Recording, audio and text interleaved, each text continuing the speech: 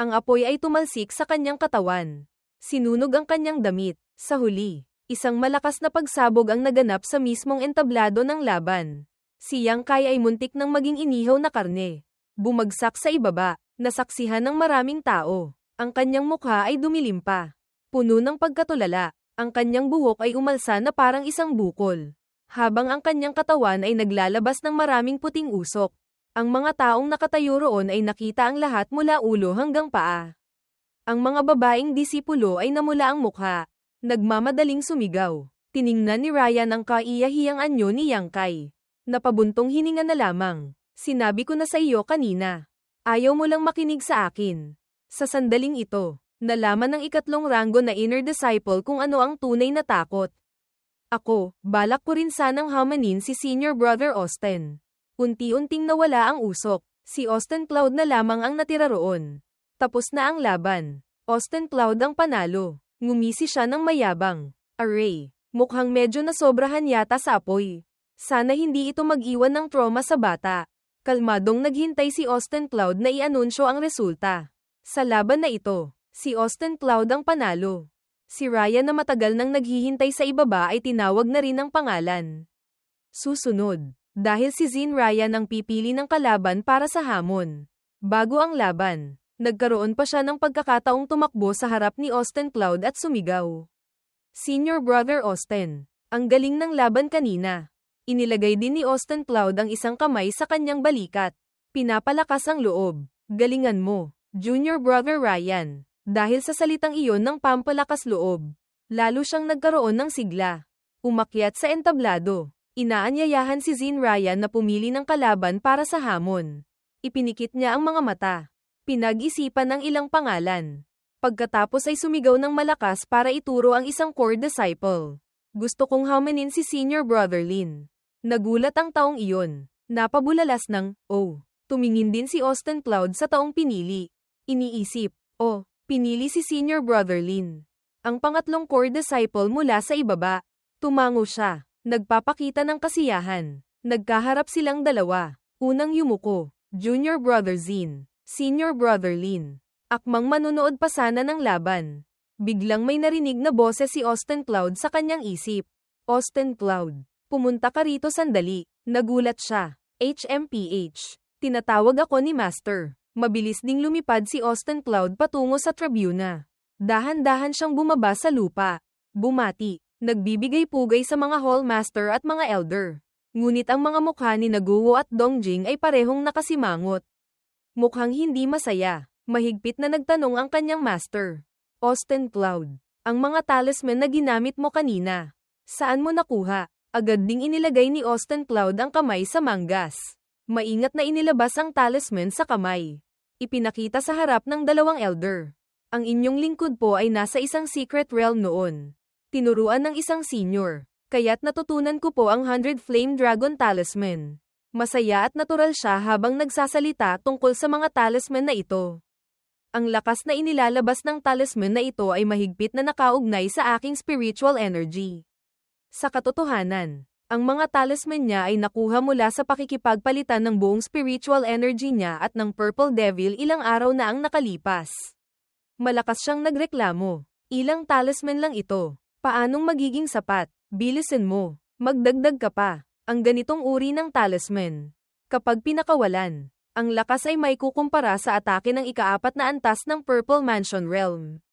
Naiinis si Heaven Reaching. Binugbog na nga. Ninakawan pa. Si Austin Cloud naman ay nasiyahang hawak ang isang tumpok ng talisman. Hanggat gagamitin ko ang mga talisman na ito sa laban. Ang manalo ng dalawang laban ay kasing dali ng pagpitik ng daliri. Ang matagumpay na makapasok sa top 20 ay hindi na pagdududahan ng sekta ang aking lakas. At matutupad ko rin ang pangako kay Master Dong. Sinubukan ni Guo na tingnan ang ilang talisman na hawak niya. Pagkatapos ay nag-isip, sinaunang pamana. Ang ibang mga elder ay hindi rin gaanong nagduda. Hindi nakapagtataka kung bakit hindi natin makilala ang bisa ng talisman na ito. Tingnan ninyo ang mga pattern sa talisman. Lahat ay mga sinaunang pattern. Tunay ngang mahiwaga at kakaiba. Ngunit si Dongjing lamang ang nagpakita ng pagkainis. Tinawag ang kanyang pangalan, Austin Cloud. Sa paligid niya ay nag-aalab ang galit. Lahat ay nakatutok kay Austin Cloud.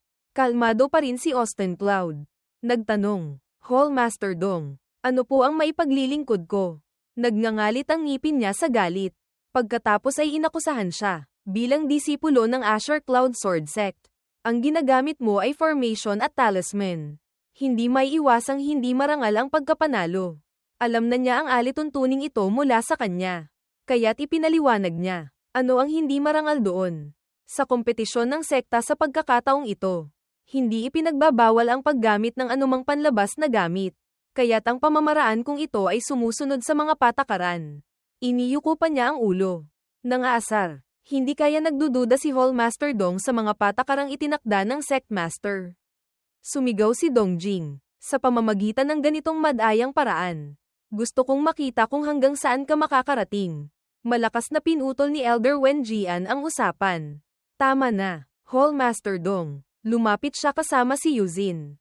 Tinulungan si Austin Cloud. Kung ang mga talisman na ito ay nakuha mo mula sa pamana sa isang secret realm. Hindi na ako magtatanong pa. Pansamantala, umatras ka muna. Sa susunod na laban, galingan mo pa. Tahimik na bumantong hininga si Austin Cloud. Yumuko, salamat po, Sect Master. Kung gayon, magpapalam na po muna ang inyong lingkod. Mabait na Sect Master. Sa susunod, bibigyan kita ng mas maraming bag ng tsaa. Sa sandaling ito, natapos na rin ang laban na iyon. Tapos na ang laban. Si Zin Ryan ay talo. Hindi gaanong nagulat si Austin Cloud. Kahit natalo si Junior Brother Ryan. Ang lakas na ipinakita niya. Siya naman, dala ang maruming mukha, bumaba habang inaalaw ng mga kasama. Ang pagiging core disciple ay hindi na malayo. Hawak ni Elder Zhao ang isang papel. Nag-anunsyo, tapos na ang hamon ng mga inner disciple. Susunod, isasagawa ang bunutan para sa laban sa pagitan ng mga core disciple. Numero 1 sa pangkat A laban sa numero 1 sa pangkat B. Mabilis niyang natanggap ang kanyang Jade Tablet. Bumulong sa sarili. Ako ang numero 23 sa pangkat B, iniisip ang paraan ng kompetisyon sa pagkakataong ito. Nahulaan na rin niya ang kanyang oras. Mula sa bilang na ito, mukhang hindi pa ako ang susunod na lalaban sa maikling panahon.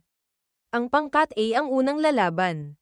Kaya't ang mga eksperto sa sekta ay umakyat na sa entablado para maglaban. Tamad na humiga si Austin Cloud sa ere. Naghihintay sa kanyang pagkakataon. Susunod na laban. Kyuyan ng Illusion Moon Hall laban sa isang espesyal na pangalan ang binanggit. Napakadiin at malakas, na nagpagising sa kanya. Melody Swordheart ng Reflecting Seal Hall. Ha, parehong lalaki at babae ang nagpakita ng kasabikan. Ho, ang nangungunang core disciple. Sa wakas, hihintayin na nating lumaban si Senior Sister Melody. Nagsimulang umingay sa ibaba dahil sa mga sigawan.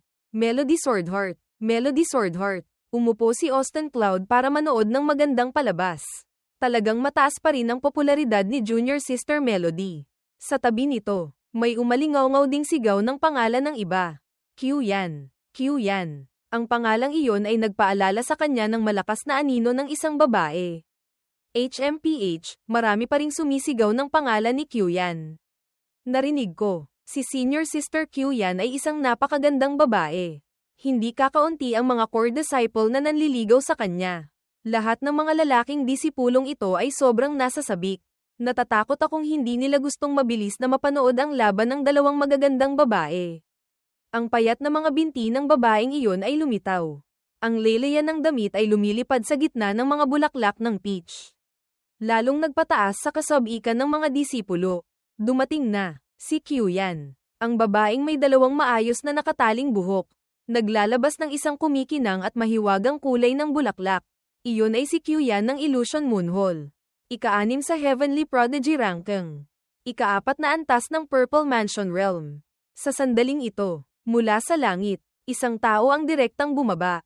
Napakabilis at maayos. Senior Sister Melody. Dumating na ang nangungunang core disciple. Isang kalmadong mukha ang lumitaw pagkatapos ng hangin.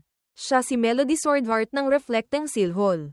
Nangunguna sa Heavenly Prodigy ranking, na may cultivation na ika-5 antas ng Purple Mansion Realm. Ang kanyang mga matang kulay amber ay nanlaki. Nakatingin sa kalaban. Kasabay nito, napansin din siya ni Austin Cloud. Mas mataas pa siya kaysa kay Kyuyan. O, ang sword intent ni Junior Sister Melody ay naging mas solid. Tumaas din ang kanyang cultivation. Labis na nagulat si Lantong. Ang lakas ni Melody Swordheart, tumaas na naman. Pinuri rin siya ni Dongjing. Ngunit ang lakas ni Kyuyan ay hindi rin dapat maliitin.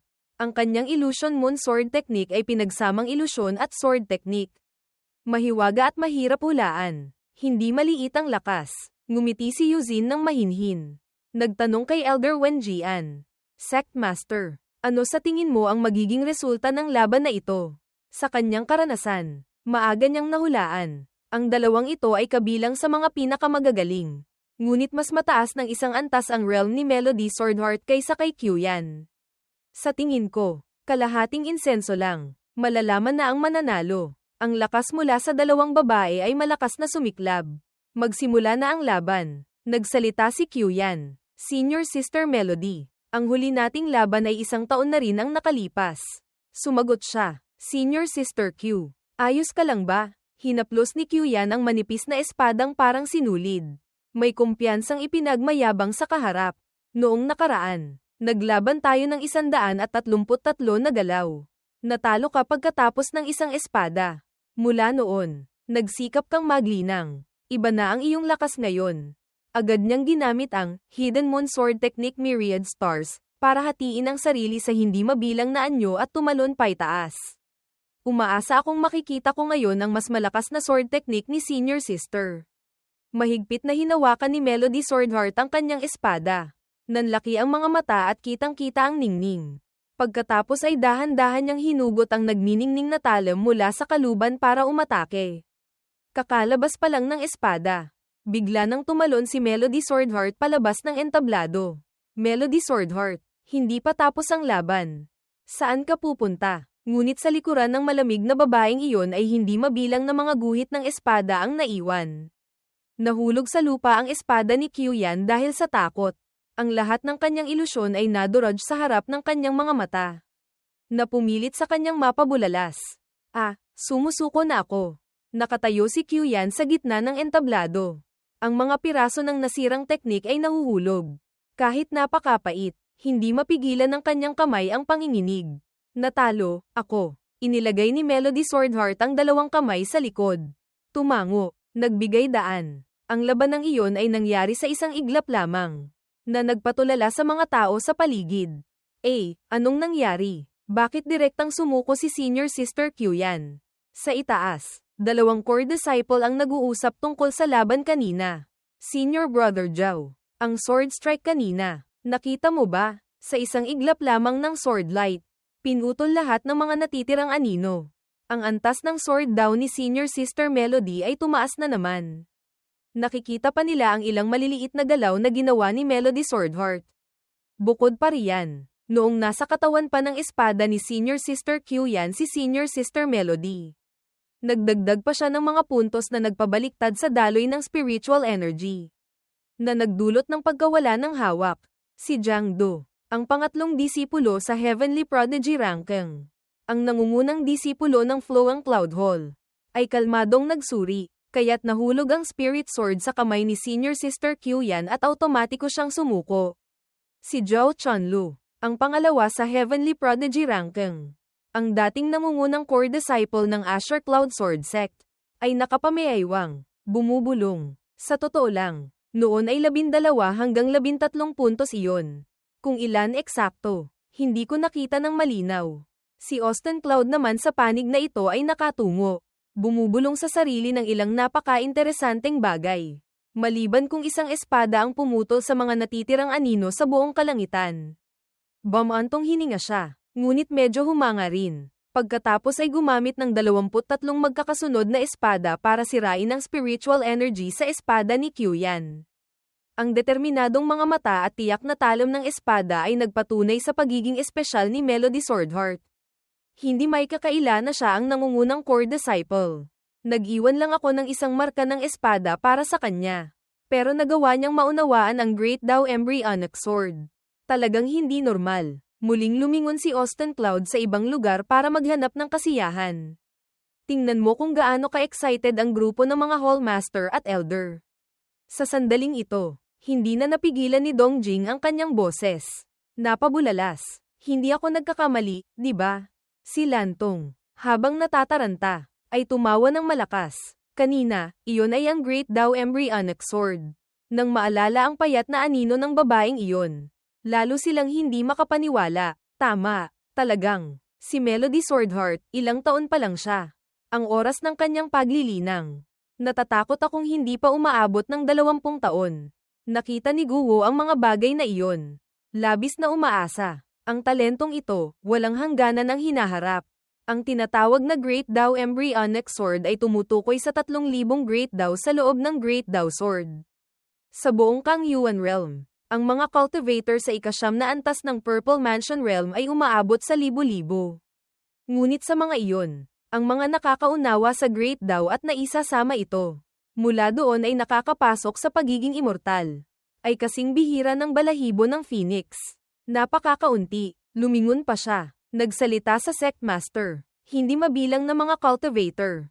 Para sa kaunting pagkakataon sa Great Dao, ay walang tigil na pumapasok sa mga Forbidden Land, mga mapanganib na lugar, para lamang makakuha ng kaunting kaliwanagan.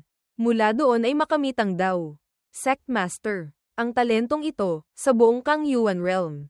Mahirap makahanap ng isa, kung buong pusong aalagaan. Ang Azure Cloud Sword Sect ay magkakaroon ng tagapagmana. Ang hinaharap ay napakagandang asahan. Tumawa rin si Elder Wen Jian ng may kasiyahan. Ang aking Azure Cloud Sword Sect ay may ganitong talentadong disipulo. Ang hinaharap ay siguradong lalong lalakas. Pagkatapos ng kompetisyong ito, hahanapin ko si Melody Swordheart. Tatanungin ko kung paano ba talaga siya naglilinang. Sa panig na ito, hawak ni Austin Cloud ang relo sa kamay.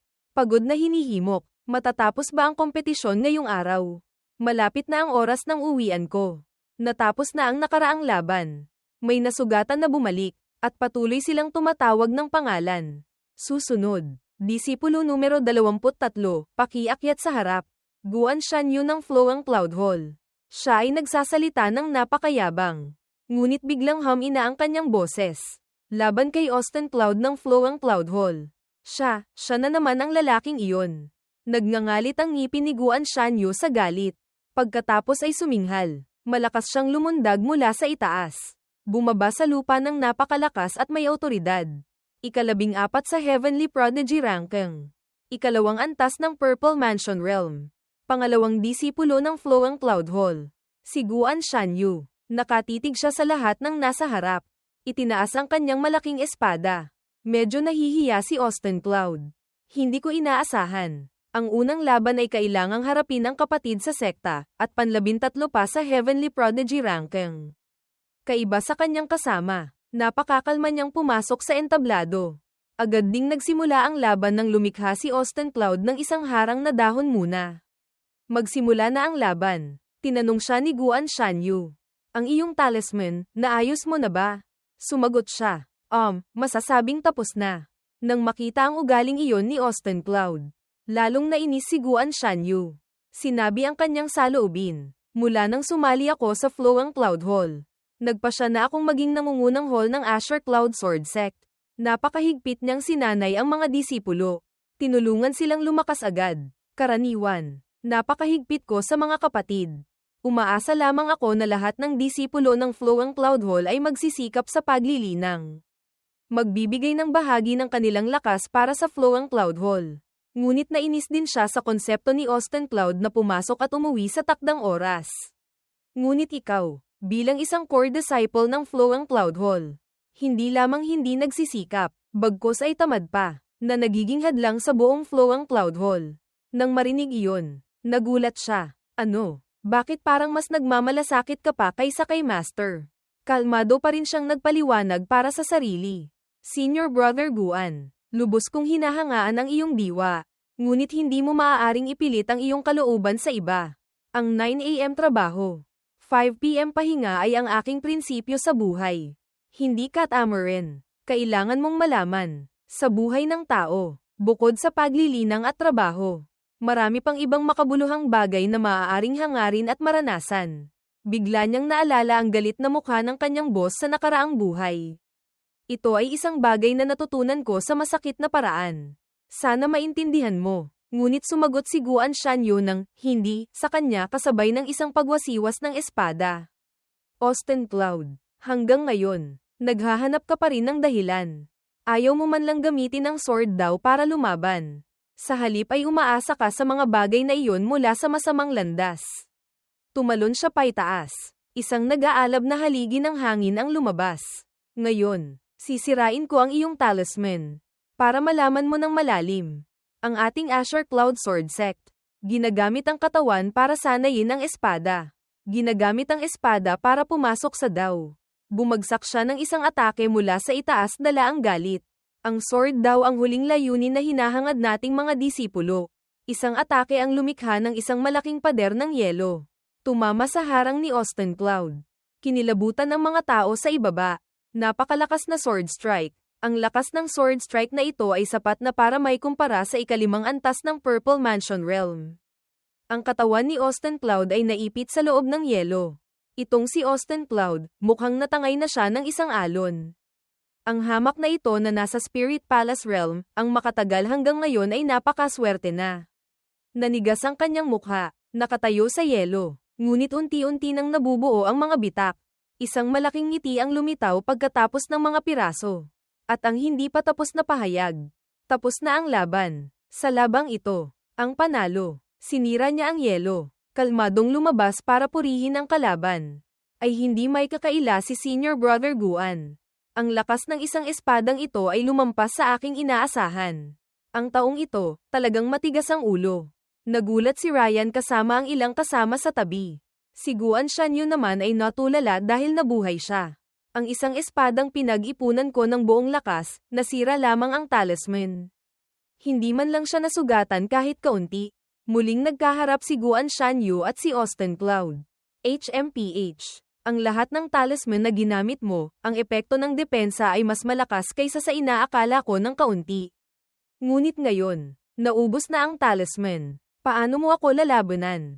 O direkta ka ng Shizuko? Itinaas ni Austin Cloud ang kamay para magdagdag pa ng ilang talisman. Gusto ko ring direktang sumuko. Ipinasok niya ang spiritual energy dito. Seryosong nagsalita sa tao. Senior brother, paumanhin. Sa labang ito, kailangan kong manalo. Hindi natinag si Guan Shanyu. Tumawa ng malakas. Ang iyong talisman ay nasira ko na ng isang beses. Magkakaroon din ng pangalawa. Ngunit unti-unting humina ang tawang iyon nang hindi mabilang na talisman ang muling ipinatawag. Ang mga talisman na ito, hindi madaling kontrolin. Para sa iyong kapakanan, pinapayuhan kitang sumuko na. Pagkatapos, nanlaki ang kanyang mga mata sa gulat. Ang bilang ng mga talisman sa paligid ni Austin Cloud ngayon ay ilang beses pang mas marami kaysa kanina. Ang talisman kanina, ordinaryong bersyon lamang. Pagkatapos, nagsama-sama sila para lumikha ng isang napakalaking harang. Ito ang kumpletong bersyon. Dumilim ang mukha ni Guan Shanyu. Tinitingnan ang kakaibang bagay sa harap. Habang si Austin Cloud ay nagtago na sa likod ng mga talisman na iyon. Nagsalita, inaanyayahan ko si Senior Brother Guan na magbigay ng turo. Ang boses ni Austin Cloud ay lumabas mula sa umiikot na dagat ng mga talisman. Inaanyayahan ko si Senior Brother Guan na magbigay ng gabay. Napanganga si Guan Shanyu. Hindi makakilos pansamantala. Ang mga manonood ay nagkagulo rin. Ito, anong klaseng laro ito? Saan niya nakuha ang ganoong karaming spirit talisman? Ito ba ang VIP boss? Nagngalit ang ngipin ni Guan Shanyu. Hindi sumusuko. Tumalon siya. Iwinasiwas ang malaking espada. Sirain mo para sa akin. Agad. Ang mga tipak ay sumunod sa lakas ng kanyang hagis. Tumama ang malalaking bato sa dagat ng mga talisman ni Austin Cloud. Tumalbog palabas. Lahat ay nakatutok. Pinapanood ang resulta. Ang resulta, ang dagat ng mga talisman ay nanatiling buo. Walang kahit kaunting pinsala. Nagbulungan ng ilang tao. Isang tao ang nagsabi, noon, isang formation lamang na may 10 talisman. Kinailangan ni Guan Shanyu na gamitin ang lahat ng lakas para sirain ito. Nalito ang isa pa. Ngayon, ang mga talisman ay napakarami. Halos bumubuo na ng isang matibay na pader. Gaano kalakas na atake ang kailangan para masira ito? Isang elder na may berdeng buhok ang nagmamasid mula sa itaas. Tinitingnan ng umiikot na pader ng mga talisman na naging kalahating bilog. Sinabi niya, sabay-sabay na paggamit ng ganoong karaming spirit talisman. Nagtaka siya sa kanyang spiritual energy na nasa Spirit Palace realm. Kaya ba niyang mapanatili ito? Isang elder sa tabi ang nanghamak. HMPH. Siguradong uminom ng pill na nagdaragdag ng spiritual energy o gumamit ng treasure.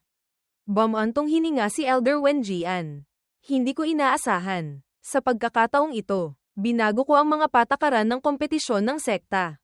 Ngunit nagamit pa rin ni Austin Cloud ang paraang ito para makahanap ng butas. Kumunat ang noo ni Guo. Naisip niya, mula sa simula, gumamit siya ng pangunahing talisman formation para protektahan ang sarili. Sinadyang hindi ipakita ang kumpletong talisman formation. Mula doon, hinikayat niya si Guan Shanyu na gamitin ang buong lakas para umatake. Nahulaan niya, pagkatapos maubos ang malaking bahagi ng spiritual energy. Ginamit niya ang kumpletong talisman formation. Mula doon, hindi na kailangang mag-alala na masisira ito ni Guan Shanyu. Iniisip ang mga matang nagniningning na parang bituin ni Austin Cloud. Naisip ni Guo. Hindi kaya, lahat ito ay nasa kanyang kalkulasyon. Ngumisi siya. Dahil sa pangako sa akin, bihira kong makita si Austin Cloud na ganito katapang. Tuwang-tuwa talaga ako bilang master. Tumingin si Guo sa entablado. Ang mga tipak ng yelo ay walang tigil na tumatama sa pader ng talisman. Ngunit pareho silang disipulo ko. Kahit sino ang matalo, masakit niyang naisip, ayokong makita. Sa sandaling ito, pagod na si Guan Shanyu. Lumuhad siya, humihingal. Sa kanyang puso, nagmumura, nakakainis. Tinitingnan ng pader na gawa sa talisman na walang pinsala mula kanina. Desperadong umupo si Guan Shanyu. Galit niyang sinuntok ang sahig. Kahit na naubos ko na ang aking spiritual energy, hindi ko pa rin masira ang talisman formation na iyon. Ipinikit niya ang mga mata.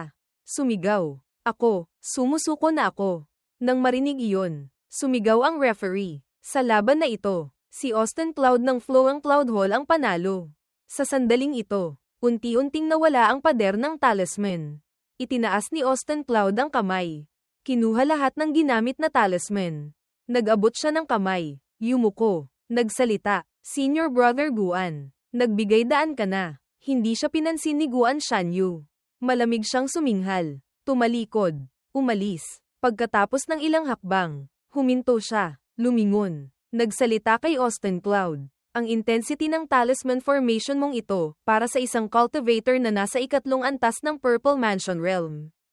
Kailangan lamang ng kaunting konsentrasyon at pag-atake para masira ito. Naiinis na sinabi ni Guan Shanyu. Ang ganitong pamamaraan. Paanong magiging epektibo ito sa pangalawang beses laban sa ibang mga disipulo? Pagkasabi nito, bumantong hininga siya. Natalo ako sa iyo. Ang mga salitang ito, wala akong karapatang sabihin. Mabait siyang nagpaalala. Ngunit kung aasa ka lamang sa talisman formation na ito, mahihirapan kang umabot ng malayo. Sana lang ay may iba ka pang alas na magagamit para may angat ang flow ang Cloud Hall sa mas mataas na ranggo. Nang marinig ang mga salitang ito, medyo nagulat si Austin Cloud. Senior Brother Guan. Hindi na nagsalita pa si Guan Shanyu. Lumundag. Umalis. Nag-abot na lamang ng kamay si Austin Cloud bilang pasasalamat. Salamat, Senior Brother Guan. Sa pagtuturo, naalala niya ang mga salitang sinabi sa kanya ni Guan Shanyu. Bahagyang kumaibat ang kanyang labi. Kahit medyo masakit ang mga salita ni Senior Brother Guan. Ngunit hindi na siya nagsalita pa. Nag-abot ng kamay. Pinanood ang anino ni Guan Shanyu na papalayo. Ngunit mabuti pa rin ang kanyang kalooban. Ngunit ang ranggo, para sa akin. Dagdag na gulo lamang. Sa mundong ito, gusto ko lamang ng isang normal na buhay. Pagkatapos, tumapak si Austin Cloud sa entablado. Bumalik sa pangunahing daan. Medyo tahimik sa paligid. Biglang isang mapangotyang boses ang umalingaw-ngaw. Ang pagkapanalong ganito ay masyadong hamak. May sumang-ayon. Tama. Paanong hindi man lang siya gumamit ng kahit isang espada? Hindi pwede. Palihim na sinulyapan ni Austin Cloud ang mga taong iyon. Ngumisi siya sa kanyang puso. Haha, alam ko na. Magkakaroon talaga ng ganitong reaksyon. Pumunta siya sa isang tahimik na lugar. Umupo, sumandal sa puno, nagpahinga. Masyadong nakakapagod kanina. Sa isang mataas na lugar. Pinapanood ni Melody Swordheart ang laban mula pa sa simula. Nagtataka siya. Bakit gumagamit ng spirit talisman si Senior Brother Austin?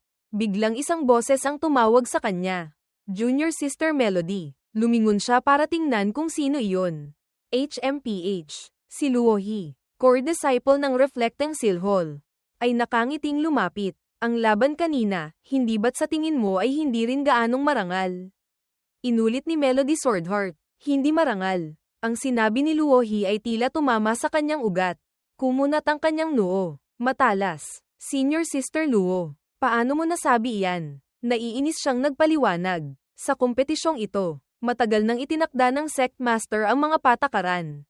Walang limitasyon sa anumang pamamaraan. Hanggat mananalo, ayos lang. Lumapit si Melody Swordheart kay Luohi.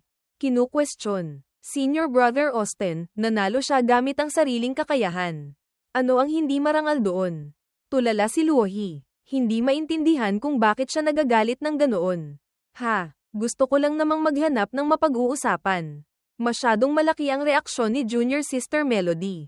Hindi rin nagpatalo si Luohi. Nagsalita ulit, ngunit ang disipulo ng Azure Cloud Sword Sect natin, hindi man lang gumamit ng isang sword technique, hindi ba't masyado na iyon? Ngumisi si Melody Swordheart. Sino ang nagsabing ang Azure Cloud Sword Sect natin ay kailangang gamitin lamang ang espada para pumasok sa DAO? Sa pagkakaalam ko, ang ikalawang Elder ay nakapasok sa Ascension Realm dahil sa Great DAO of Wind. Bigla siyang humajakjek. Hindi maintindihan ang dahilan. Si Senior Brother Austin, hindi siya naglabas ng espada. Nagniningning ang mga mata ni Melody Swordheart. Dahil walang sino man ang makakapilit sa kanya na ilabas ito. Tulalang nakatingin si Luohi kay Melody Swordheart. Medyo kakaiba. Junior Sister Melody. Anong nangyayari sa iyo? Ikinumpara niya ang dating Melody Swordheart sa taong masayang-masaya sa harap niya. Bilang nangungunang core disciple ng sekta. Noon, palagi siyang masipag. Sa mga tamad na disipulong iyon. Hindi niya pinapansin. Nalilitong tiningnan ni Luohi ang namumulang mukha ng kaharap. Ngunit nang banggitin si Austin Cloud. Ang pinakatamad na disipulo sa sekta. Ipinagtatanggol pa niya ito. Ngayon, medyo kakaiba si Junior Sister Melody. Biglang isang malakas na sigaw ang umalingaw-ngaw. Joe Rui, paano mo nagawang kumilos ng ganoon kalupit? Ang boses na ito ay nakaagaw ng pansin ni na Melody Swordheart at Luohi. Pati si Austin Cloud na tahimik na nagpapahinga ay nagising. Sa sandaling ito, sa entablado, isang taong nakahandusay doon. Buong katawan ay duguan. Isang espada ang nakatusok sa gitna ng dibdib. Ang gumawa ng ganoong kalupitan ay dahan-daang bumaba sa lupa. Malakas na umihip ang hangin sa kanyang damit. Ngunit nakangiti pa rin siya ng mayabang. Siya si Joe Rui, core disciple ng Flowing Cloud Hall. Ika-33 sa Heavenly Prodigy ranking. May nag-anunsyo tungkol sa mga patakaran ng kompetisyon. Ang kompetisyon ng sekta sa pagkakataong ito. Kahit walang limitasyon sa anumang kondisyon sa laban. Nakatayo si Austin Cloud sa itaas. Pinapanood ang entablado. Nagpatuloy ang tagapag-anunsyo. Ngunit mayroon ding napakahigpit na patakaran. Hinding-hindi dapat sadyang saktan ang kapwa-disipulo. Sumigaw ang Law Enforcement Elder. Joe Rui, ano ang ginawa mo? Agad na nagpaliwanag si Joe Rui. Sana po ay maliwanagan ninyo. Law Enforcement Elder, sinabi niya. Ang sword technique ng inyong lingkod, pansamantalang sumabog, hindi na mapigilan, kaya't hindi sinasadyang napatay ko ang disipulong ito. Nag-isip si Feng Tianli. Pagkatapos ay nagsalita kay Hallmaster Go. Ang isang espada kanina ng disipulong ito, sa isang iglap, nagawang magpakawala ng lakas ng ikalimang antas ng Purple Mansion Realm. Hallmaster Go, bakit hindi ko pa naririnig na may ganitong numero 1 disipulo ang Flowing Cloud Hall? Nagsimulang mag-isip si Hallmaster Go. Ang batang si Joe Rui na ito, maraming taon na ang nakalipas. Lumabas siya para maghanap ng Secret Realm. Hanggang kalahating buwan na ang nakalipas. Nasira niya ang Secret Realm at bumalik sa sekta. Hindi ko inaasahan, mula sa ikalawang antas ng Purple Mansion Realm ay umabot na siya sa ikalimang antas. Inalala ni Hallmaster Go ang panahong iyon. Nahulaan niya, hindi kaya, sa Secret Realm. Nakakuha siya ng pamana mula sa isang dakilang eksperto. Naalala ni Elder Wenjian ang sword strike ni Joe Rui kanina. Ang isang espada kanina, mula sa sinaunang panahon, isang secret technique na eksklusibo sa sekta, ang pangalan ay Explosive Spirit Art. Ipunin ang lahat ng spiritual energy sa isang punto. Pagkatapos ay pakawalan. Nahulaan niya. Kaya't ang lakas ng atake na inilalabas ng spell ay napakalakas. Ngunit ang kahinaan ay, napakahirap kontrolin ng sarili ang intensity. Mula sa kung saan, lumitaw si Elder Zhao. Sa laban na ito, hindi naman sinasadya ng disipulong ito. Nag-utos siya, ayusin muna ang lugar para sa bangkay ni Dogo. Sumagot ang isang disipulo, masusunod po, Sect Master. Umupo ang Sect Master sa kanyang pwesto. Pagkatapos ay pinaalalahanan ng lahat. Ang lakas ni Dogo ay hindi sapat, kailangan pa ring lumaban, hindi sinasadyang napatay ni Zhao Rui. Sana mag-ingat ang mga disipulo. Ang espada ay walang mata. May disipulong nagsabi, kung hindi mataas ang lakas, mas mabuting sumuko na lang agad. Nagbigay-pugay sina Luohi at Melody Swordheart sa entablado.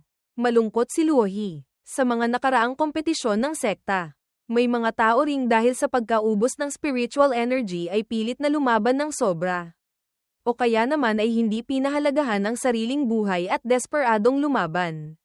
Sumang-ayon si Melody Swordheart, tama, ngunit noon, ang mga hallmaster sa paligid at ang law enforcement elder ay agad na nakakatulong. Naawa siya, hindi ko inaasahan. Ngayon, talagang may nangyaring hindi inaasahan. Iniisip ang laban kanina. Hawak ang espadang puno ng dugo ng kalaban. Ngumisi si Zhao Rui ng mayabang. Nakuha rin ni Austin Cloud ang sandaling iyon, na nagdulot sa kanya ng pag-iisip. Medyo naguguluhan. Nagtataka. Pakiramdam ko, mali, kanina. Tila naramdaman ko ang isang hibla ng demonyong enerhiya mula sa kanya. May nag-anunsyo, dahil sa insidente sa laban na iyon. Nagdulot ito ng napakalaking presyon sa puso ng mga natitirang core disciple. Susunod na laban, kahit na ginamit ng lahat ang iba't ibang ultimate techniques. Hanggang sa huli, nagpatuloy ang tagapag-anunsyo, sa 55 core disciple. Mahigit kalahati na ang na-eliminate. Matagumpay na nakapasok sa ikalawang round ng kompetisyon ang kabuuang 28 na tao. Nag-angat ng baso ng alak ang Sect Master. Nagbati, binabati ko ang mga natitirang disipulo. Susunod, isasagawa ang bunutan para sa ikalawang round ng kompetisyon. Itinaas ng lahat ang kamay para tanggapin. Tiyak si Austin Cloud, hanggat mananalo ako sa laban na ito, makakapasok na ako sa top 20. Naalala niya si Master, kung gayon, matutupad ko na ang pangako kay Master. Hanggat sa ikatlong round, matatalo ako ng natural. Pagkatapos ay aalis sa laban. Nagsalita ang tagapag-anunsyo. Ikalawang round ng kompetisyon. Magsisimula na. Si Zhao Rui ng Flow ang Cloud Hall laban kay Yun Tu Cheng ng Star Cloud Hall. Nagkagulo ang mga tao. Pinag-uusapan kung sino ang mananalo. Isang disipulo ang nagsabi, "Oh, sa laban na ito, sino sa tingin ninyo ang mananalo?" Sa tingin ko, si Senior Brother Yun ang mananalo. Siya ang nangunguna sa Star Cloud Hall. Napakataas ng kanyang antas sa sword daw. Tumutol ang isang disipulo. Sa tingin ko, hindi pa tiyak. Narinig ko, si Senior Brother Zhao Rui ngayon ay nasa ikalimang antas na ng Purple Mansion Realm. At nakatanggap pa ng sinaunang pamana. Ang kanyang lakas ay malakas lamang. Hindi mahina, si Yun Tu Cheng. Ikalima sa Heavenly Prodigy ranking. Ikaapat na antas ng Purple Mansion Realm. Ang nangungunang disipulo ng Star Cloud Hall. Mukha siyang mayabang. Hinahamak si Zhao Rui. Noon, hindi kita kilala. Sa totoo lang, maliban sa 10 nangunguna sa Heavenly Prodigy ranking, hindi ko pinapansin ang iba. Ang kanyang anyo ay mayabang. Ngunit nagpakita ng pagiging maginoo. Dahil bago ka, pagbibigyan kitang mauna. Ang mga disipulo ng Star Cloud Hall sa ibaba ay nagsisigawan. Senior Brother Yun. Senior Brother Yun. Galingan mo. Senior Brother Yun. Turuan mo siya ng leksyon. Nasaksihan ni Austin Cloud ang kayabangan ni Yun Tu Cheng. Naisip, ang taong ito, mula nang lumitaw hanggang ngayon, walang paw na inulit. Ang pagiging kumpiyansa ay mabuti. Ngunit mag-ingat ka, baka imbes na astig, mapahiya ka pa. Nakatayo si Zhao Rui sa sword stance. Nakangiting nagpapaalala kay Yun Tu Cheng. Senior Brother, sana mag-ingat ka. Katatapos lang niyang magsalita, isang lilang liwanag ang dumaan. direktang patungo kay Yun Tucheng. Ang bilis. Nagsimula silang maglaban. Nagniningning ang liwanag. Ginamit ni Yun Tucheng ang espada para salagin ang teknik ni Zhou Rui. Isang iglap lang. Dumura ng dugo si Yun Tucheng. Nataranta ang mga disipulo ng Star Cloud Hall sa ibaba. Ano? Nasugatan si senior brother Yun. Imposible. Ang atake kanina, paanong ganoon kalakas? Nahihirapang sumalag si Yun Tucheng. Sa sandaling ito, napagtanto ni Yun Tucheng. Medyo minamaliit pala kita. Naisip ni Zhou Rui. Nagtataka ako, paanong nakatayo pa rin siya? Natuklasan ni Austin Cloud ang plano ni Yun Tucheng. Itong si Yun Tucheng, mas matalino kaysa sa inaakala ko. Ginamit niya ang kayabangan at pagmamataas bilang takip. Sa totoo lang, ginamit niya ang mga salita para asarin si Zhou Rui para mauna itong umatake. Gayunpaman, hindi niya sinabing hindi niya ito haharangen. Natuklasan niya. Sa sitwasyon kung saan handa na ang lahat, ginamit niya ang Star Cloud Sword Art. Pinakalat ang spiritual energy sa buong kalangitan. Pagkatapos ay pinasabog sa gitna ng ere.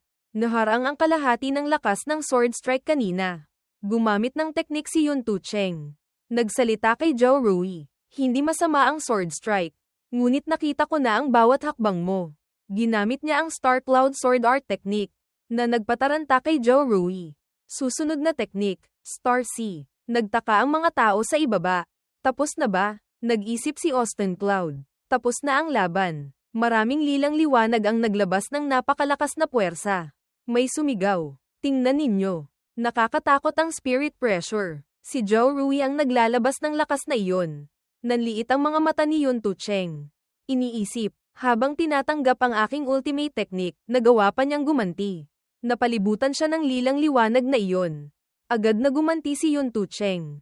Nagsalita, ngunit, walang silbi. Nasa kalagitnaan siya ng pagganti nang matuklasan niya ang tunay na lakas ni Zhou Rui. Ano? Si Yun Tucheng ngayon ay labis na natataranta. Nalilito. Itinago ng taong ito ang kanyang lakas.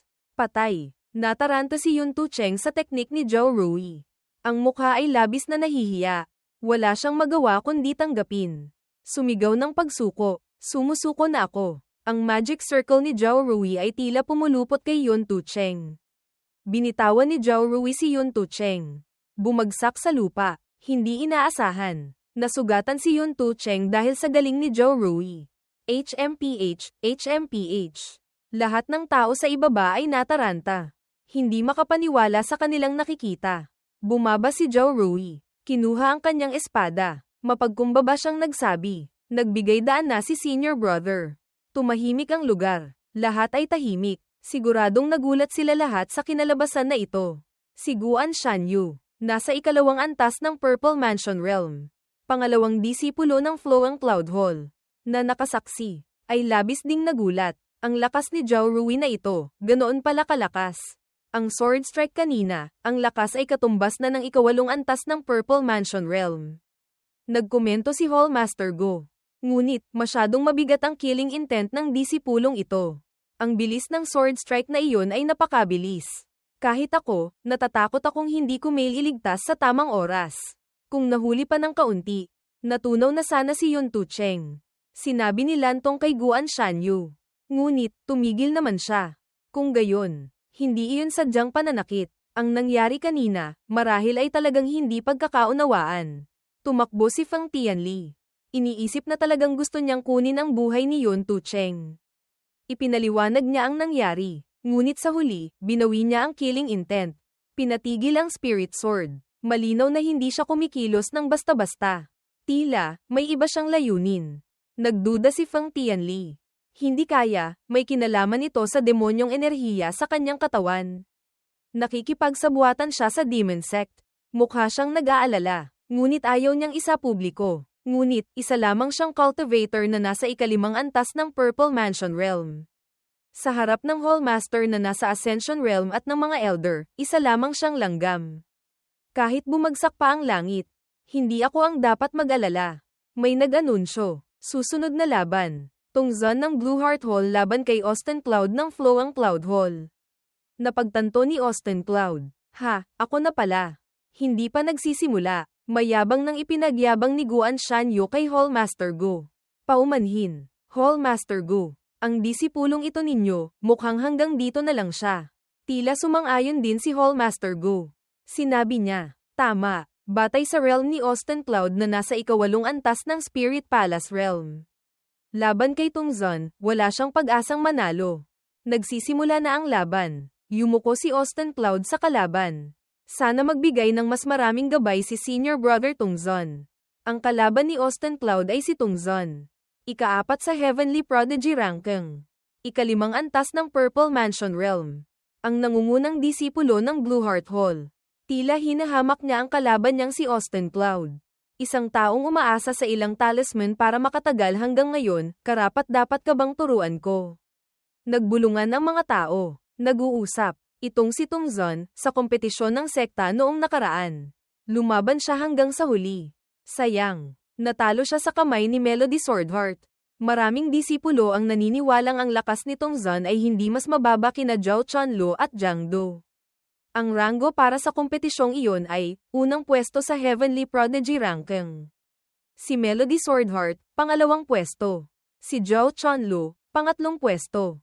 Si Jiang Du, pang-4 na pwesto. Si Tungzon. Pagkatapos, biglang may umalingaw-ngaw na anunsyo mula sa kung saan. Magsimula na ang laban. Mayabang na sinabi ni Tungzon kay Austin Cloud. HMPH. Ang isang tulad mo, hindi karapat-dapat na ako pa ang kumilos. Kung ayaw mong masaktan, pinapayuhan kitang sumuko na lang sa laban. Sumagot si Austin Cloud ng may determinasyon. Kung hindi susubukan, paano malalaman? Hinamak ng kalaban. Ang ganitong uri ng pagong na hindi gumagalaw, isang espada ko lang. Masisira na iyan. Mayabang din si Guan Shanyu. Katulad ng kanyang disipulo, tiniyak, malinaw na ang mananalo. Ngunit biglang gumamit ng teknik si Austin Cloud. Nalabis na nagpagulat sa mayabang na si Tungzon. Hindi rin maiwasang magulat ng kanyang master. Lahat ng tao sa bulwagan ay nagsimulang magbulungan ng malakas. Ano? Paano niya nagawa iyon? Pinanood ni Melody Swordheart. Napabulalas. Formation Talisman. Dahil nakaugnay ito sa lakas ng langit at lupa, kailangang manatili sa lupa para maging matibay ang depensa. Nataranta si Luohi. Saan niya nakuha ang talisman na iyon? Talagang ngayon ko lang narinig. Nagsalita si Melody Swordheart. Ngunit ang bola ng talisman ni Senior Brother Austin, paanong nagagawa niyang gumalaw ng ganoon kaliksi? Naisip niya. Hindi ko inaasahan, napakaraming itinatago si Senior Brother Austin. Bukod sa sword daw. Pati sa Formation Talisman, may ganito siyang pag-aaral.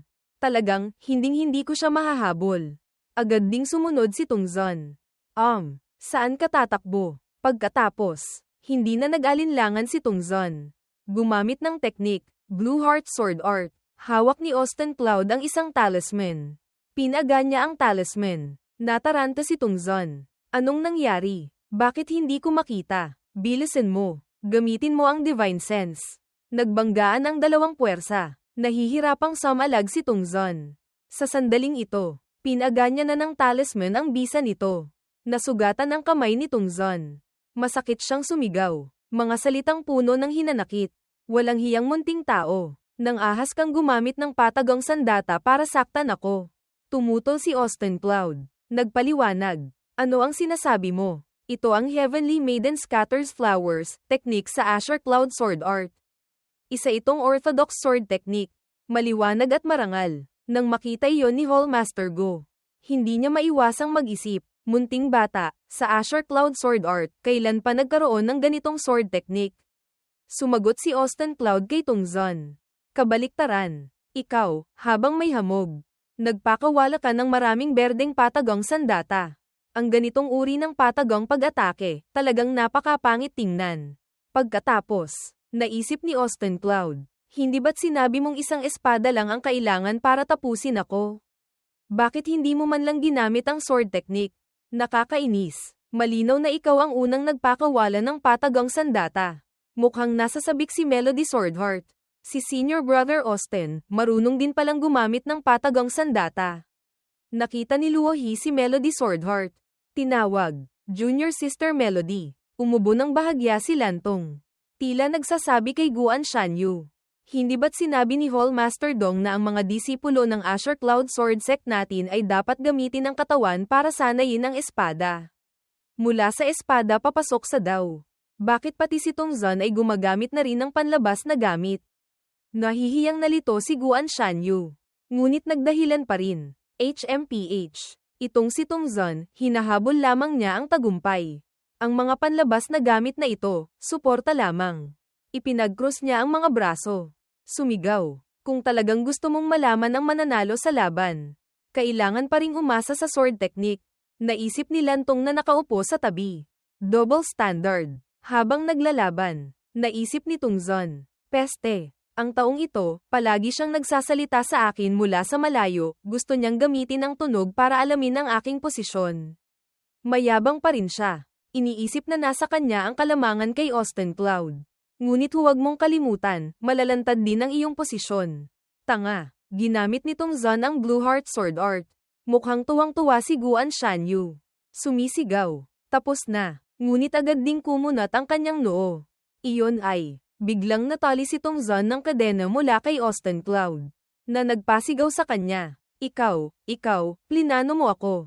Bahagyang ngumiti si Austin Cloud sa tagumpay. Na nagpabago sa sitwasyon. Ginamit ni Austin Cloud ang kadena para atali ang kanyang katawan. Itinutok ang espada sa leeg ni Tong Zun. Walang silbi. Ang formation talisman na ito, kahit harapin ng isang cultivator na nasa ikalimang antas ng Purple Mansion Realm. Mahihirapan pa rin siyang gumastos ng 30 breaths ng oras. Pinayuhan ni Austin Cloud si Tong Zun. Ngayon, may natitira pang 10 breaths ng oras. Kung hindi ka papayag na matalo, mapipilitan lamang akong saktan ka ng kaunti. Si Austin Cloud ang nasa itaas ngayon. Itinutok ni Hall Master Guo ang kanyang espada sa paanan ni Tong Zun. Nalabis na nagpataranta sa kanya. Sa huli, kinailangan ni Hall Master Guo na itaas ang dalawang kamay. Sumuko, sumisigaw, sumusuko na ako. Umalingaw-ngaw ang boses ng tagapag-anunsyo. Sa laban na ito, ang panalo ay si Austin Cloud ng Floang Cloud Hall. Nagbulungan ang mga tao. Tong Zun, siya, natalo.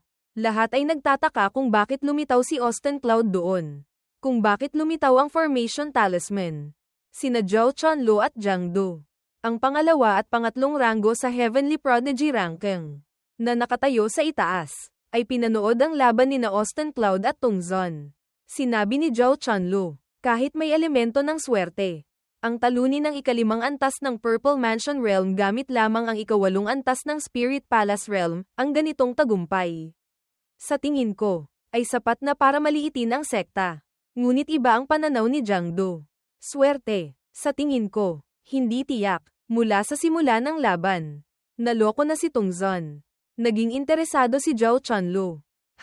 Gusto kong marinig ang detalye. Ikinwento ni Jiang Du ang patibong na inihanda ni Austin Cloud para kay Tong Zun.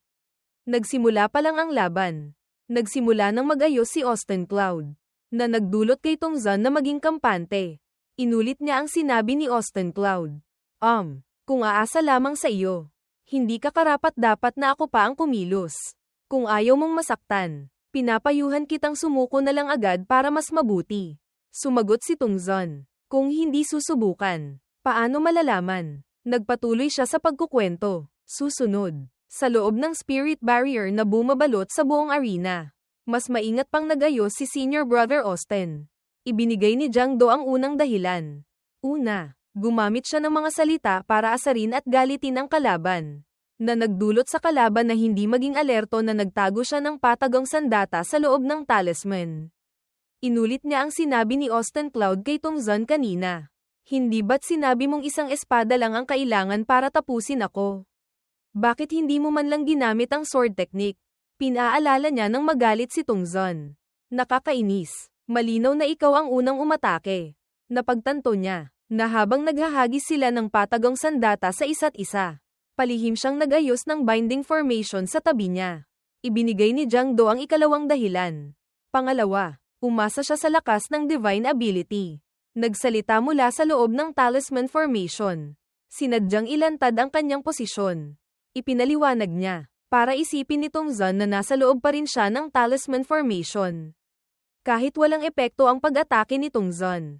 Umasa siya sa tunog para makalusot sa usok at makarating sa posisyon ni Tungzan.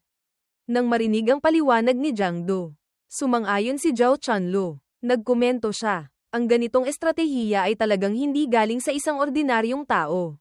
Kung mas malakas pa ng kaunti ang cultivation ni Senior Brother Austin. Para sa atin ni Jiang Du, magiging malaking banta siya. Ngumiti si Jiang Du. Ang kanyang cultivation. Tila nag-iisip siya. Haha. Natatakot akong hindi ito kasing simple ng ipinapakita sa labas. Pumalakpak ang binatang may asul na buhok. Nagbigay ng positibong komento tungkol kay Austin Cloud. Ginamit ang kahinaan para talunin ang kalakasan. Pinagsama ang talisman daw at formation techniques. Hinulaan ang pagkakataon. Nahuli ang kalaban sa bawat sandali, linano ang buong laban, napakagaling. Ang lalaking may itim na buhok sa tabi ay tila hindi sang-ayon. Naisip niya. HMPH. Nagpakita lang ng kaunting talino. Kung hindi naging pabaya si Tungzan, paanong matatalo siya? Nakaupo si Elder Wen Jian sa tabi ni Hallmaster Guwu. Nagbigay ng papuri at positibong puna. Hallmaster Guwu, ang iyong flow ang Cloud Hall ay talagang pugad ng mga nakatagong dragon at tigre. Una si Zhao Rui. Pagkatapos si Austin Cloud. Ngumiti si Hallmaster Guwu ng mapagkumbaba. Normal lang ang kanilang ipinakita. May nag-anunsyo. Susunod na laban. Si Melody Swordheart ng Reflecting Seal Hall. Lumitaw siya ng napakaganda. May tumawag. Senior Sister Melody. Nagpatuloy ang tagapag-anunsyo. Ang kanyang kalaban, laban kay Lan Xinyu ng Forest Moon Hall. Nagsalita si Lan Xinyu. Senior Sister Melody. Kung pag-uusapan ng lakas, hindi ako katapat mo. Ito si Lan Xinyu. Ikawalo sa Heavenly Prodigy ranking. Ang nangungunang disipulo ng Forest Moon Hall. Matigas siyang nagsabi, ngunit bilang isang nagsasanay ng espada, mayroon akong pusong hindi tumitigil sa pagsulong. Sumagot si Melody Swordheart, ilabas mo ang buong lakas. Lumaban hanggang sa huli. Ayos na. Puno ng determinasyon at ambisyon si Lan Xinyu. Hindi iyon ang ibig kong sabihin.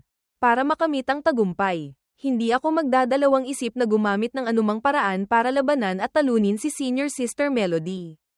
Naobserbahan ni Hallmaster Guwu ang kilos ni Lan Xinyu. Labis siyang nagulat. Ano? Nilunok ng batang iyon ang God-breaking void-shattering pill. Ang pill na ito ay maaaring magpataas ng spiritual energy ng isang cultivator ng 5 bahagi. Ngunit kahit manalo, ano na, masisira ang pundasyon dahil dito. Malalim na nag-isip si Elder Wen Jian. Nag-aalala. Hindi kaya, gusto ni Lan Xinyu na. Naisip niya, gamitin ang espada para pumasok sa Dao. Umabot sa ika-5 antas ng Purple Mansion Realm. Ayon sa mga patakaran, para makapasok sa ika-5 antas ng Purple Mansion Realm, kailangang may isang tiyak na kondisyon, dapat mayroong isang anyo at pag-unawa sa Great Dao na kanyang nililinang. Nagpatuloy silang dalawa sa pag-uusap. Ang pill na ito ay maaaring magpataas ng spiritual energy ng isang cultivator ng 5 bahagi. Ngunit kahit manalo, ano na, masisira ang pundasyon dahil dito. Hindi mabilang na mga cultivator ang natigil sa ika-4 na antas ng Purple Mansion Realm. Hindi makalagpas. Ang bilang na ito ay mas marami pa kaysa mula sa ika-9 na antas ng Purple Mansion Realm hanggang sa unang antas ng Ascension Realm. Naisip ni Elder Wen Jian. Para makapasok sa Dao, ganoon palakat hindi ang determinasyong manalo. Naisip niya si Melody Swordheart. Sa harap ng ganitong sitwasyon, paano kaya pipili si Junior Sister Melody? Nagsimula siyang humugat ng espada. Handang makipaglaban kay Lan Xinyu.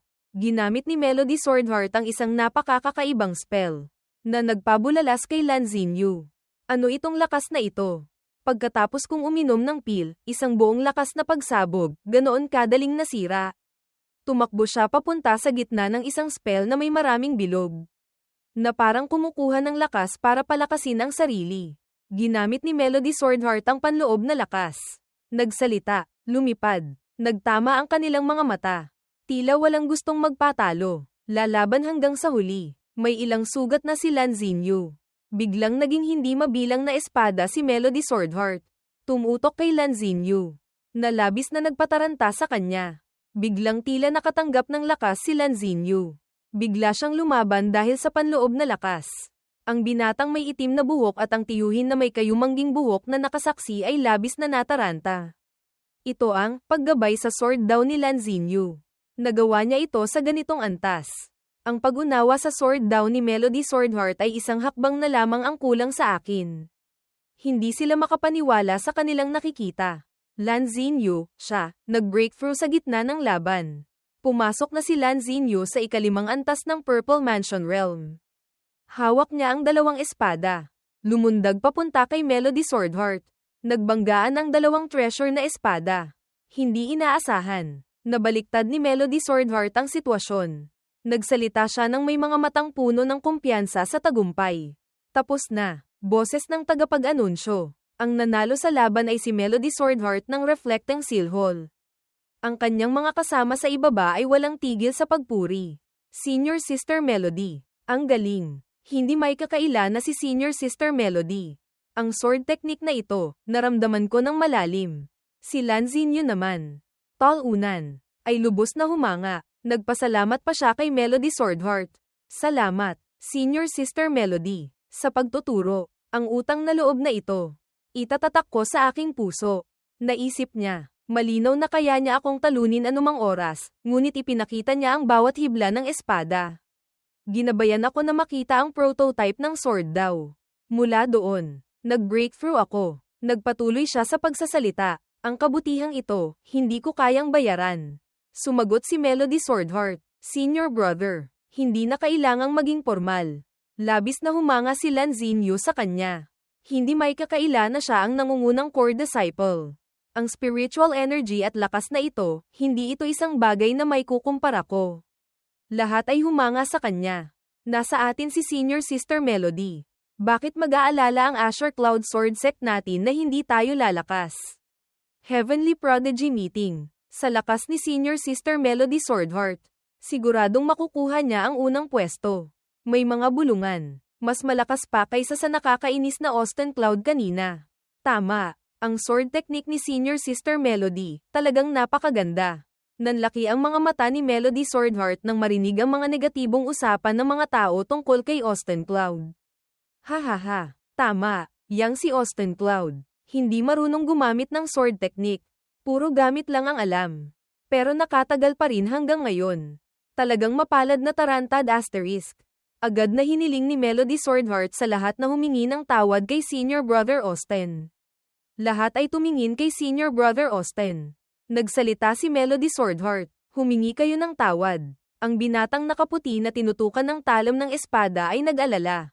Nakatayo si Austin Cloud na nanunood. Nagtataka, at iniisip, huwag kang gumawa ng mga hindi kailangang bagay para sa akin. Lumuhad ang binatang nakaputi, kitang-kita ang labis na pag-aalala.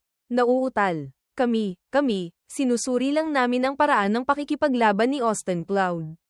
Nanlilisik ang mga mata ni Melody Swordheart sa galit. Sumisigaw sa kanya, sinusuri, malinaw na naninira kayo. Buong tapang siyang nagsalita. Ang ating Azure Cloud Sword Sect. Kahit nagsasanay ng espada, ngunit bago magsanay ng espada, kailangang sanayin muna ang puso. Mariing ipinagtanggol ni Melody Swordheart ang dangal ni Austin Cloud. Senior Brother Austin. Kahit hindi siya gumamit ng espada sa laban. Ang kanyang talino, kaalaman, at paggamit ng mga patakaran at gamit, ay higit pa sa inyo. Lahat ay nakatayong tahimik, nakikinig sa turo ni Melody Swordheart. Ikinumpara niya sila. Kabaliktaran. Kayo, hindi mataas ang inyong lakas. Maagang natalo. Naiinggit pa at hindi tinatanggap ang resulta ng laban ng iba. Sumigaw siya ng may matinding galit at pagkainis. Napakatigas. Ang ganyang pag-iisip, anong karapatan ninyong humusga ng iba? Dalawang tao. Isang lalaki at isang babae. Ang nagmamasid mula sa malayo. Sinabi ng lalaki. Kaya pala. Gustong protektahan ni Senior Sister Melody si Senior Brother Austin. Pinagsasabihan ng dalawang disipulong ito na walang galang. Sumingit ang babae. Hindi may kakaila na siya ang nangungunang core disciple ng sekta.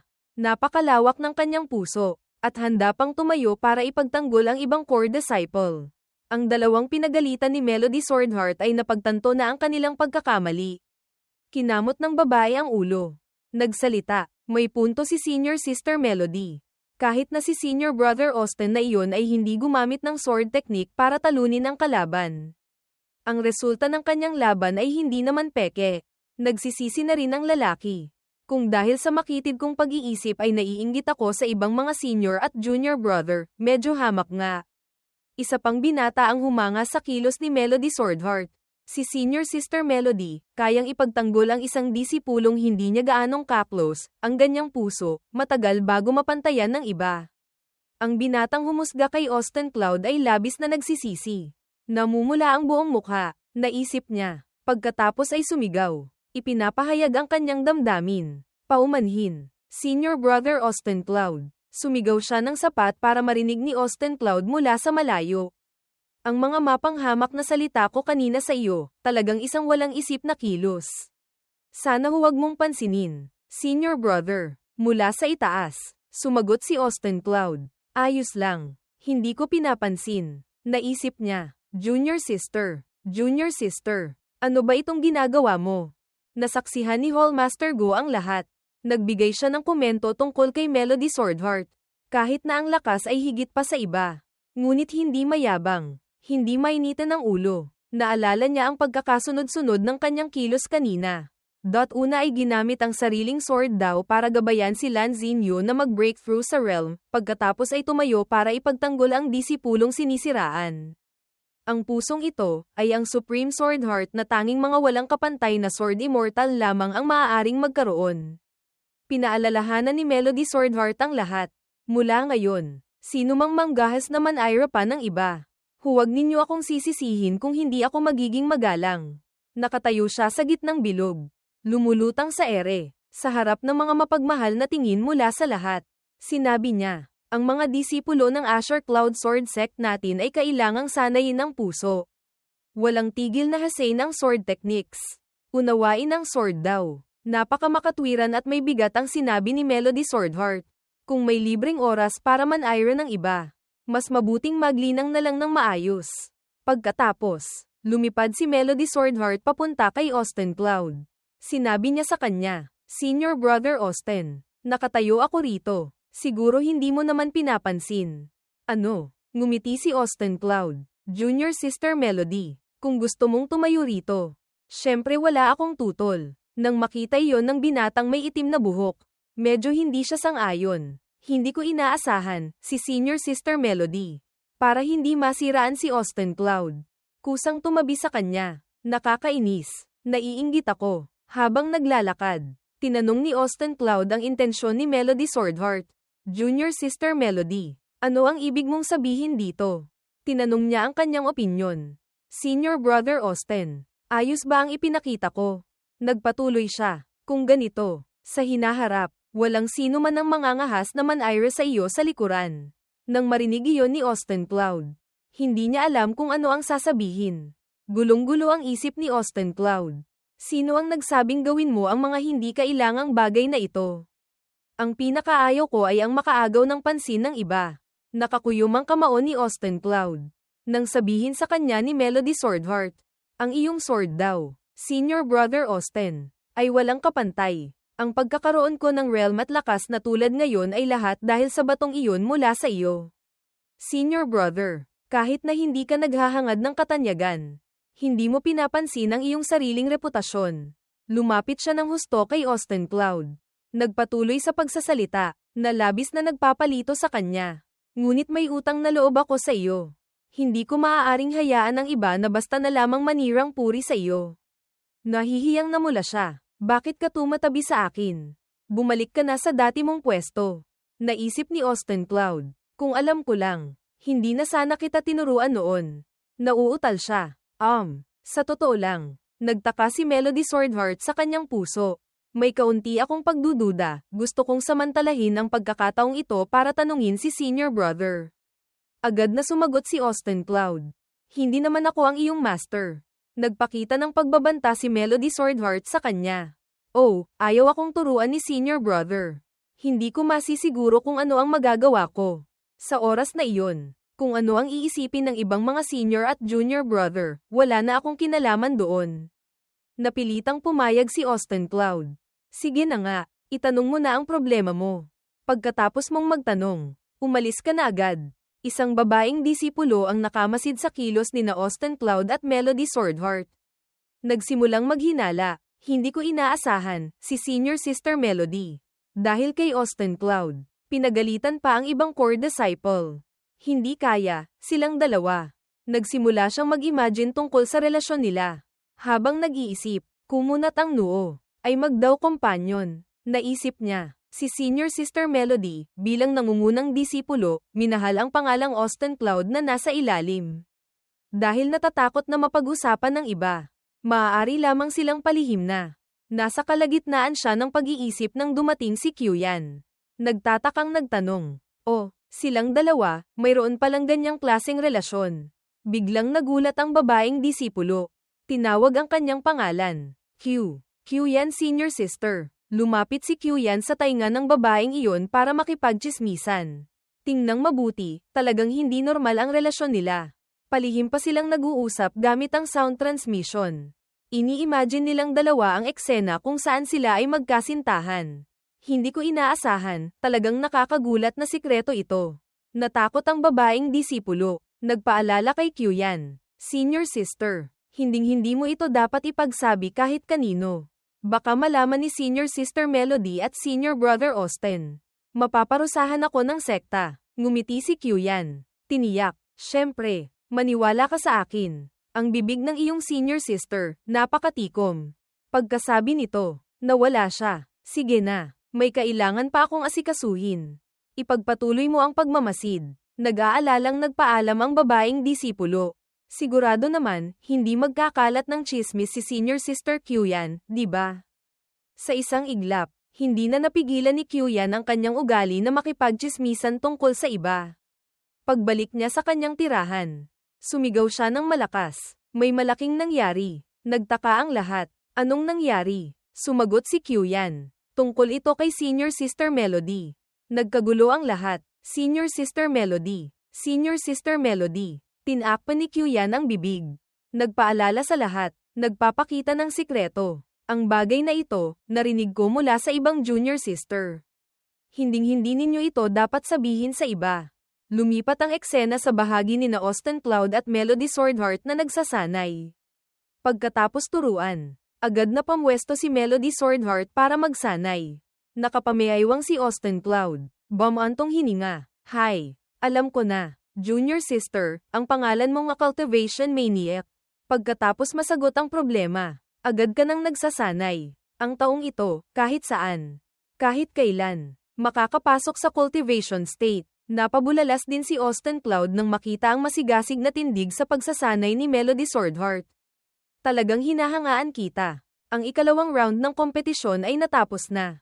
Nagkagulo ang mga manonood sa ibaba. Ganoon lang kabilis natapos. Hindi ba matatapos ang laban ngayon?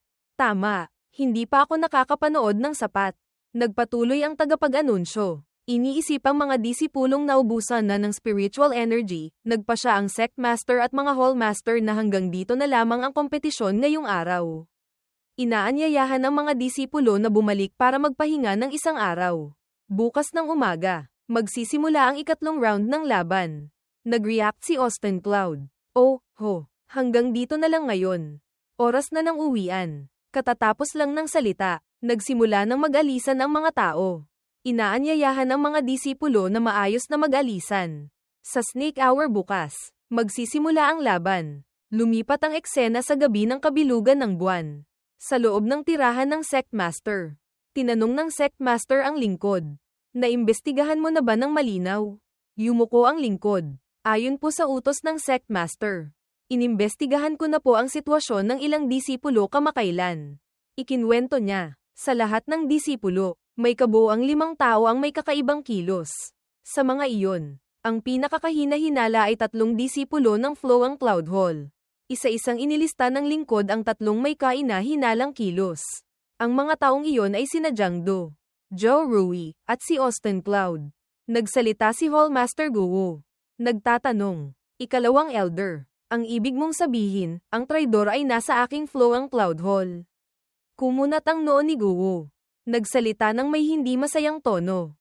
Ang mataas na antas na pagpupulong ng Azure Cloud Sword Sect ngayong gabi ay para hanapin ang traidor na nagtatago sa Azure Cloud Sword Sect. Nang maambush si Guwu, napatunayan na sa loob ng sekta ay may disipulong especially iya na nagpapanggap mula sa Demon Sect. Ang kompetisyong inorganisa ng sekta ay hindi lamang para hanapin ang 5 disipulong may sapat na kakayahan para sumali sa Heavenly Prodigy Grand Meeting, kundi para samantalahin din ang pagkakataong ito para hanapin ang traidor sa mga disipulo. Sa sandaling ito, nagsalita si Elder Wen Jian. Pinapakalma si Hallmaster Guwu. Hallmaster Gu, huwag kang magalit. Malaki lamang ang posibilidad na nasa flow ang Cloud Hall ang traidor.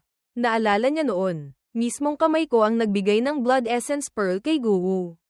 Pagkatapos ng lahat, noon araw na iyon, inutusan kitang i-escort ang Blood Essence Pearl. Ang bagay na ito ay hindi kailanman nabanggit sa pangalawang tao. Nagpatuloy si Elder Wen Jian. Nang umalis ka, nagtago ka rin ng mabuti. Ngunit kahit ganoon, nalantad pa rin ito sa Demon Sect. Hindi ka ba nagduda? Nang marinig iyon, tumahimik si Guwu. Hindi nagsalita. Pagkalipas ng ilang sandali, si Elder Wen Jian na nakaupo sa itaas ay nagpatuloy sa pagsasalita. Pakiusap, ikalawang Elder. Ipagpatuloy mo. Mabilis na sumagot ang ikalawang Elder. Sa loob ng 1 taon, ang lakas ng 3 taong ito ay parehong tumaas ng malaki. Lumitaw ang imahe ni Jiang Do na nakangiti. Una, ang nangungunang disipulo ng flow ang Cloud Hall.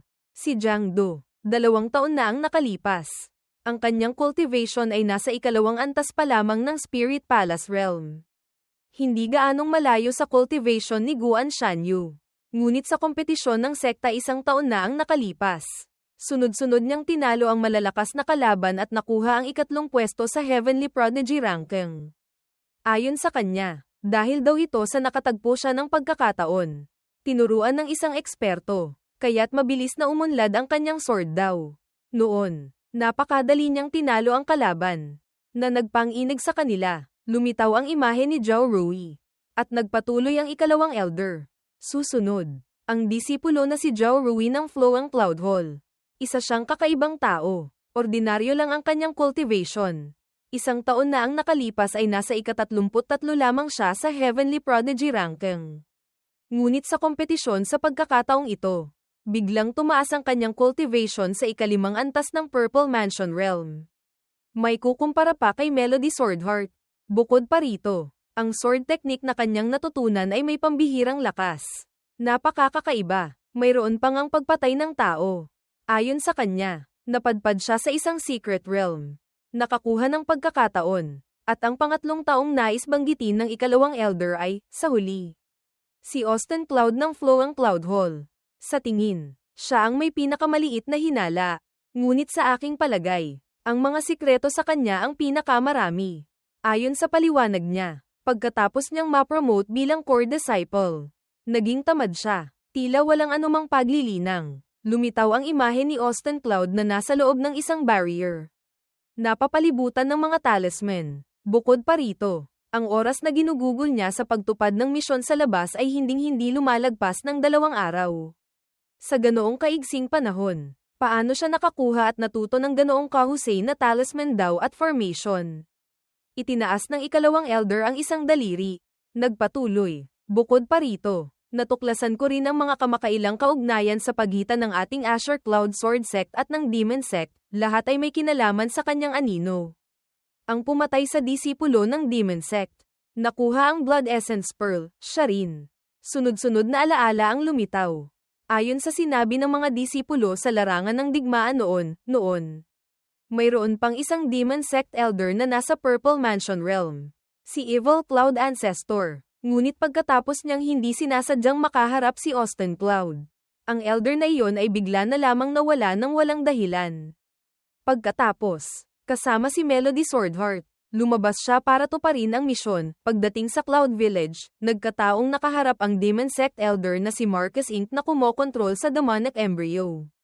Iniligtas pa niya ang 2 core disciple ng Purple Spirit Sect. Pagkatapos, pinayagan siya ng Sect Master na magbakasyon ng 3 araw. Ngunit hindi alam kung bakit. Pumunta siya sa Cloud Heart City, at sa lungsod.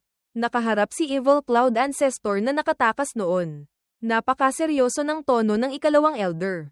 Sinabi niya ang kanyang iniisip. Ang kompetisyon ng sekta sa pagkakataong ito, sa tingin ko napansin din ninyong lahat.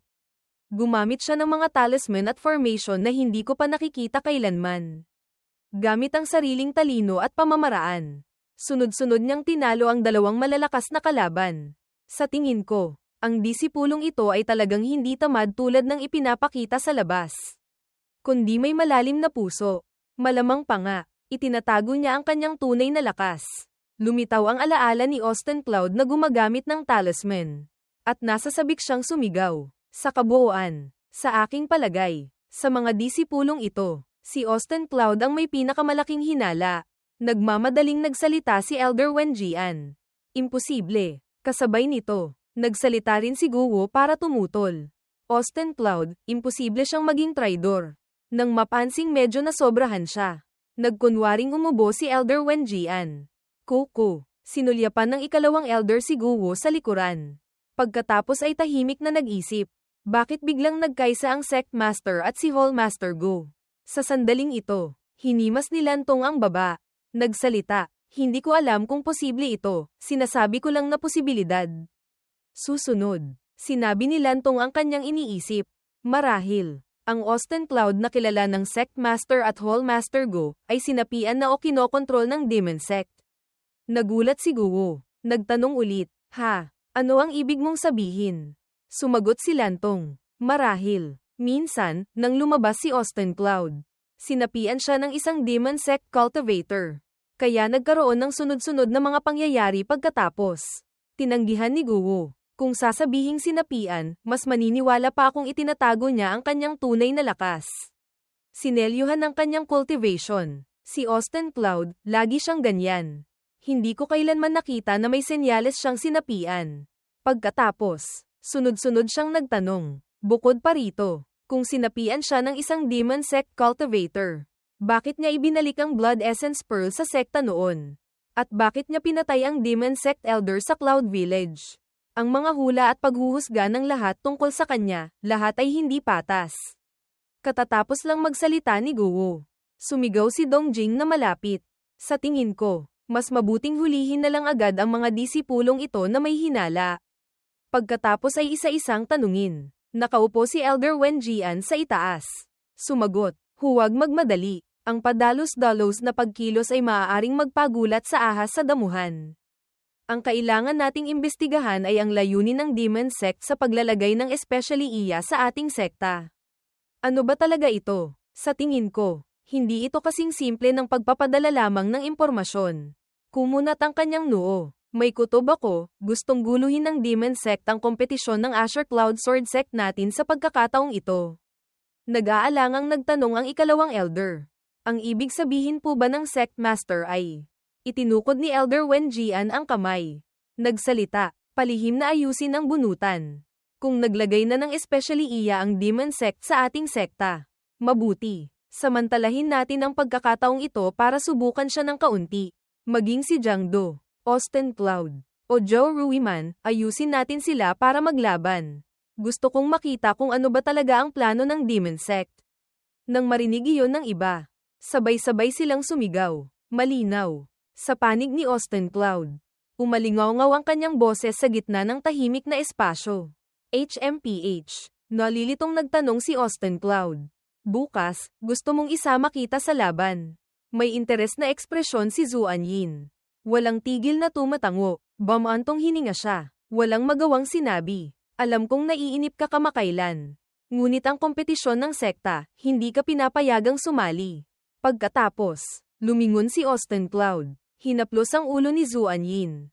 Masayang nagsabi, hintayin mo bukas. Sesuko ako. Pagkatapos ng laban, isasama kitang maglaro. Hindi masaya si Zuan Yin. Nagmaktol siya. Nagpapabintog ng pisngi. Nagtatampo. Sa sandaling ito, may naalala siya. Mabilis siyang lumingon sa likuran. Pagkatapos ay hinayla ni Zuan Yin ang kamay ni Austin Cloud. Nagmamadaling kinaladkad siya. Nagtanong si Austin Cloud, saan mo ako dadalhin? Maliligo na ako pagkatapos ay matutulog na. Pagkalipas ng ilang sandali, lumitaw silang dalawa sa isang bakanteng lupa sa gitna ng gubat. Nagtanong si Austin Cloud, Ito ang likod ng bundok ng Floang Cloud Peak. Anong ginagawa natin dito? Habang nagtatanong, tiningnan niya ang paligid. Itinuro ni Zuanyin ang lupa kung saan siya nakatayo. Lumapit siya. Nagtanong, sinasabi mong may bagay sa ilalim nito. Sunod-sunod siyang tumango. Pagkatapos, itinaas niya ang dalawang kamay patungo sa kamay. Isang hangin ang lumitaw. Pinalipad ang mga dahon sa lupa. Tiningnan ni Austin Cloud ang mga lumilipad na dahon. Sinabi, ito. Sa sandaling ito, nagulat ang kanyang mukha. Naisip niya, bakit may formation flag dito? Nang mawala lahat ng dahon. Sa ilalim may isang formation na iginuhit paikot gamit ang pulang kulay. Sa loob ay may maliliit na pattern. At sa mismong gitna ay nakatusok ang isang pulang bandila. Nagsalita si Austin Cloud. Napakataas ng antas ng formation flag na ito. Mukhang ginagamit ito para i-seal ang spiritual sense. Bumubuo ng isang saradong espasyo.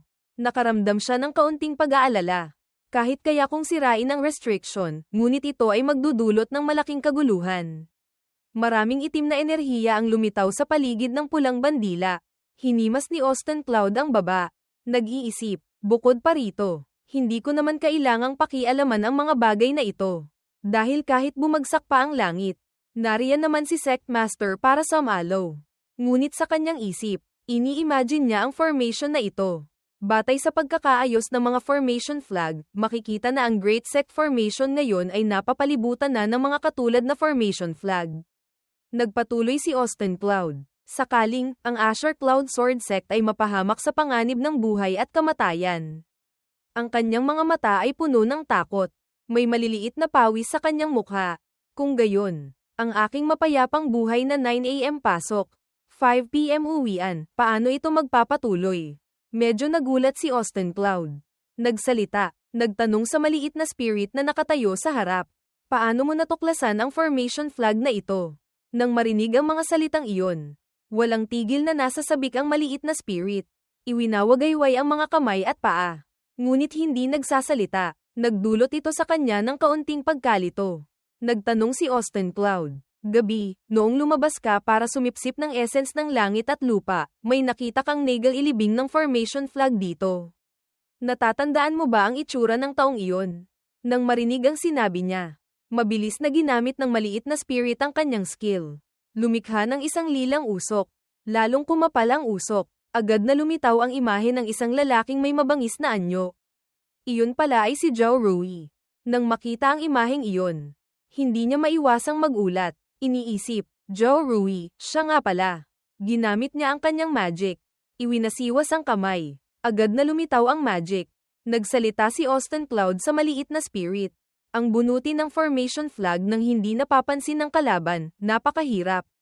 Mabilis siyang naglabas ng isang espadang nakatago sa loob. Nagpatuloy si Austin Cloud. Kahit hindi ko mahanap ang lokasyon ng lahat ng formation flag, ngunit kung mangangahas si Zhao Rui na i-activate ang formation. Isang malaking magic spell ang mabilis na bomb alert sa pulang bandilang nakatusok sa lupa. Nagpatuloy ang boses ni Austin Cloud. Lahat ng sword chi na inayos ko ay agad na mahahanap ang pinagmulan. Agad na sisirain ang formation. Mabilis na binalot ng magic ni Austin Cloud ang pulang bandila. Sa loob, ang mga dahon ay agad na nagsara ng mahigpit. Nang makita iyon, kalmado siyang nagsalita. Kung ganito, siguro sapat na ito para pigilan ang kanyang masamang balak. Masayang nagdiwang ang maliit na spirit para kay Austin Cloud. Ngunit medyo nagulat siya. Napabulalas. HMPH. Napakasaya ng itsura ng maliit na spirit. Nang makita iyon, sinabi niya, pakiramdam mo ba nakagawa ka ng malaking kontribusyon?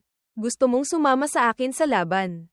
Agad niyang kinurot ng mahigpit ang pisngi ng bata. Sinabi ko na, ang iyong pag-iral, sa mga patakaran ng sekta, hindi ka maaaring umakyat sa entablado. Nang marinig ang mga salitang iyon, medyo nagalit ang maliit na spirit. Nagpabintog siya ng pisngi. Ang mukha ay may kaunting hinanakit. Susunod, tumakbo siya. Hinawi ang laylayan ng kanyang damit. Medyo nagulat si Austin Cloud. Hindi nakakilos agad. Hinawakan ng mahigpit ng maliit na spirit ang isang kulay kahel na piraso ng papel. Pagkatapos ay ipinakita ito. Nang makita iyon, walang magawang nagsalita si Austin Cloud. Gusto mong sabihin, kung pwedeng gamitin ang Spirit Talisman, pwede ka ring umakyat sa entablado. Biglang nanlaki ang kanyang mga mata, na parang may naintindihan. Masayang sinabi ni Austin Cloud sa maliit na spirit. Tama, ang kompetisyon ng sekta sa pagkakataong ito, walang limitasyon sa anumang patakaran. Spirit Talisman, Formation, Talisman, lahat pwedeng gamitin. Kung gayon, kung gagamitin ko ang Spirit Beast na ako mismo ang nag-alaga para sumali sa laban, siguro walang problema. Ano? Masayang mabilis na lumipad paikot ang maliit na spirit sa paligid niya. Susunod, kinamot niya ang ulo. Walang magawang sinabi. Ngunit, balak ko sanang sumuko. Kahit isama kita, hindi kita pwedeng paakyatin sa entablado. Nang marinig ang mga salitang parang kidlat sa pandinig, umiyak ng husto ang maliit na spirit. Nataranta, nanigas, hindi makapaniwala sa sinabi niya. Mabilis na lumipas ang oras. Madaling araw ng ikalawang araw. Ang kompetisyon ng sekta ngayon ay nagpapatuloy. Inaanyayahan ng 28 disipulong nakapasok sa susunod na round na umakyat sa harap. Nang marinig ang hudyat, ang iba mula sa himpapawid ay mabilis na bumaba sa arena. Sabay-sabay silang nagsigawan. Hu, hu, hu, hu. Nang makita ang pagdating ni Melody Swordheart, masayang nagsigawan ang mga tao sa paligid. Tingnan ninyo, ang nangungunang disipulo, si Senior Sister Melody Swordheart.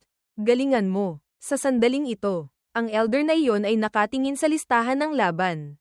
Itinaas niya ang mukha. Nagsalita, Austin Cloud. Nasaan siya? Bakit hindi pa siya umaakyat sa entablado?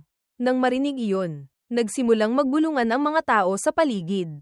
Ano ang pinag-uusapan nila? Yang si Austin Cloud, hindi kaya umatras na siya? Ang ganito kaalagang kompetisyon, nang ahas siyang hindi dumating. Nang hindi makita ang kanyang presensya. Labis na nagalit ang elder. Sumigaw ng malakas. Austin Cloud. Ang walang hiyang batang iyon. Ang ganito kaalagang kompetisyon. Nangangahas siyang ituring na laro. Nang marinig ng lahat ang mga usapan tungkol sa misteryosong pagkawala ni Austin Cloud. Walang magawang nagsalita si Hallmaster Go para magpaliwanag. Sa totoo lang, ang disipulong ito ko, may isang ugali, kahit anong oras, sa Snake Hour lamang siya nagsisimulang tuparin ang misyon o pumunta sa training platform. Sa tuwing pinapagalitan ko siya, lagi niyang sinasabi ang 9 AM pasok, 5 PM uwian. Ang salitang ito, talagang hindi ko maintindihan. Sinulyapan niya ang isang tabi. Pagkatapos ay nagsalita, ngayon, 10 hour pa lang, sa tingin ko. Siguradong nasa loob pa siya ng kanyang cultivation cave. Hindi pa pumaparito. Medyo naiinis ang elder na iyon. Napabulalas. Hindi kaya, ang buong sekta natin, kailangang maghintay sa kanya hanggang Snake Hour bago makapagsimula ng kompetisyon. Nang marinig iyon, nagsalita ang lalaking may asul na buhok sa tabi. Patawarin ninyo ako sa prangka kong pagsasalita. Kung hindi niya pinapahalagahan ang kompetisyong ito, kung gayon. Mas mabuti pang tanggalan na lang siya ng karapatang sumali. Nang marinig iyon, naalala ng isang tao ang sinabi ni Elder Wenjian. Kung naglagay na ng especially iya ang demon sect sa ating sekta, kung gayon. Samantalahin natin ang pagkakataong ito para subukan siya ng kaunti. Nagsalita ang taong iyon. Mga kasama, huwag ninyong kalimutan ang plano na ginawa natin kahapon. Kung basta na lamang natin siyang tatanggalan ng karapatang sumali, ang plano natin kahapon, hindi ba't masasayang lamang? Nang marinig iyon, nagsalita si Elder Wenjian. Tama ang sinabi ni Second Elder. Dahil doon, hindi maaaring tanggalan ng karapatang lumaban si Austin Cloud.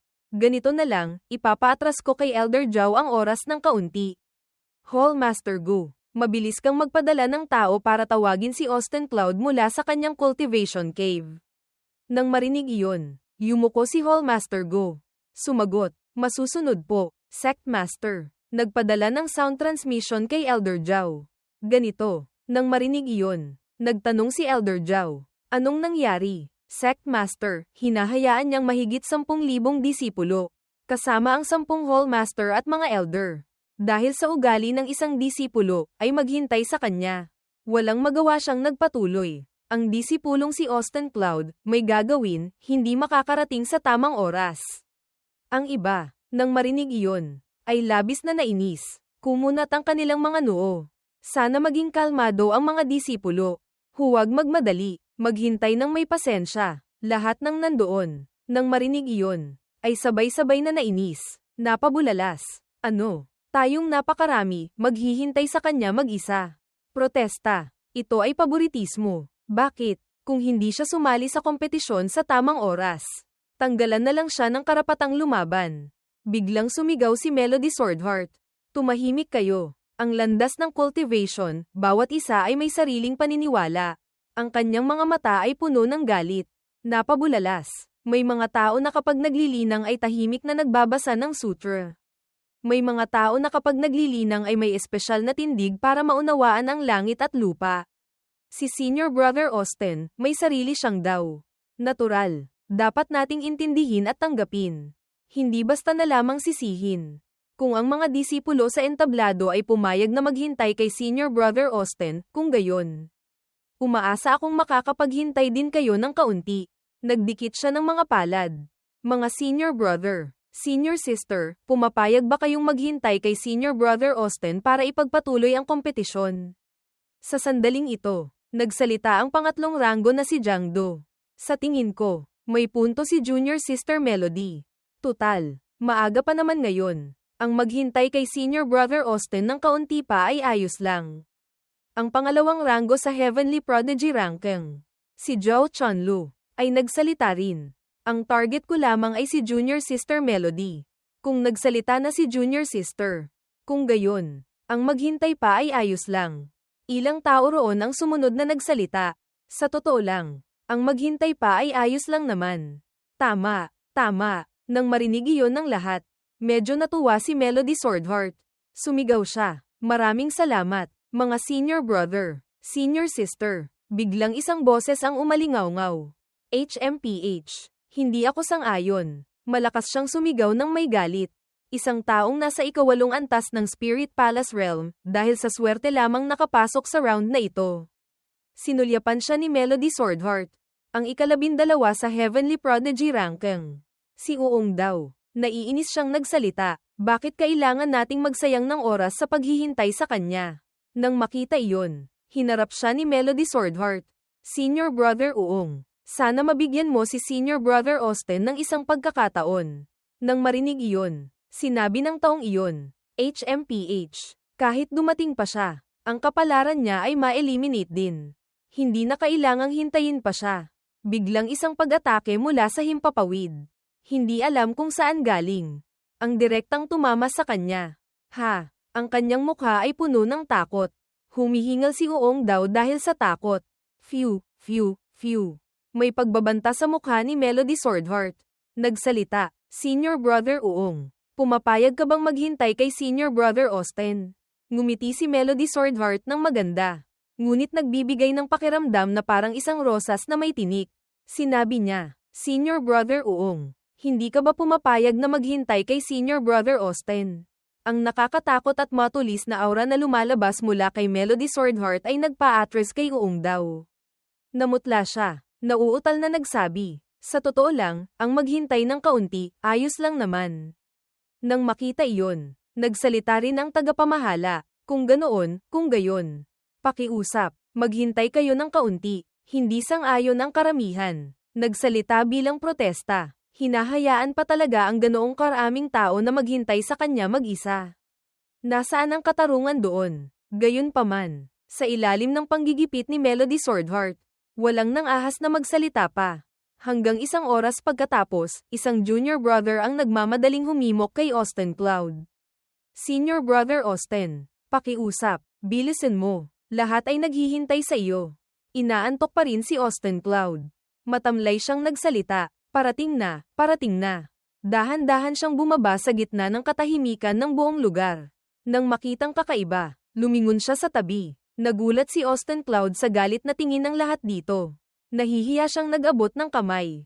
Nagsalita, paumanhin sa lahat, nahuli ako. Naantala ko ang laban ng lahat, labis akong humihingi ng paumanhin.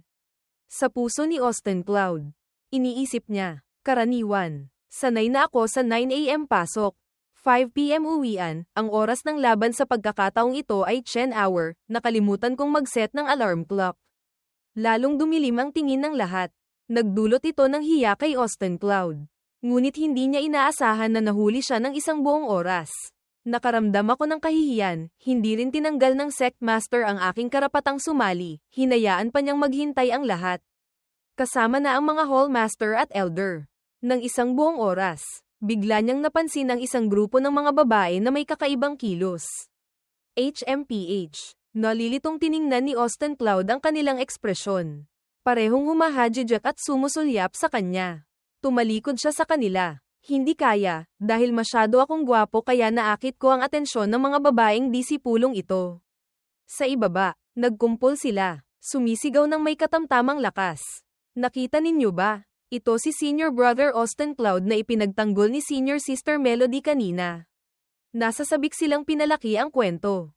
Silang dalawa, magdaw kompanyon. Isang babaeng may tirentas na puso ang nanginginig sa tuwa. Totoo ba o hindi? Ang isang taong adik sa pagsasanay ng espada at malamig tulad ni Senior Sister Melody, marunong palang maghanap ng daw kompanyon. Isang babaeng may maikling buhok ang nagtakip ng bibig. SSHH. Huwag kang maingay. Narinig ko lang ito mula sa ibang junior sister.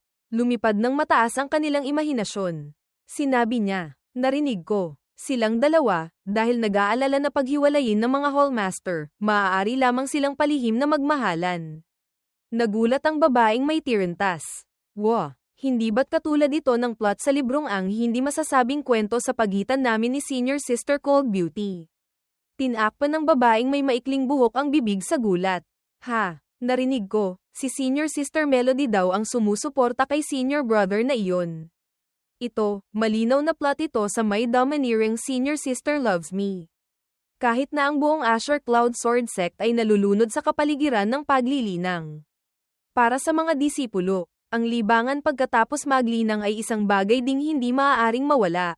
Iyon ay ang hindi masasabing kwento sa pagitan namin ni Senior Sister Cold Beauty, isang maagang obra ni Guyu. At isa pang obra na pinamagatang, My Domineering Senior Sister Loves Me. Kung hindi maghahanap ng kaunting gagawin para pumatay ng oras, malaki ang posibilidad na magkaroon sila ng cultivation deviation. Hindi lamang hindi tataas ang cultivation level kundi bababa pa.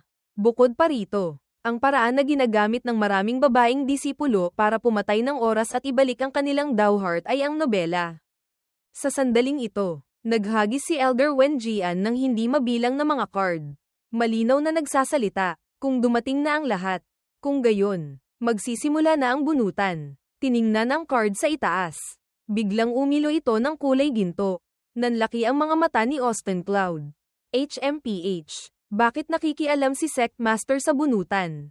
Isang card ang lumipad patungo sa kanya. Inabot niya ito. Pagkatanggap, nagreklamo siya sa kanyang puso. Numero 1. Pangkat A.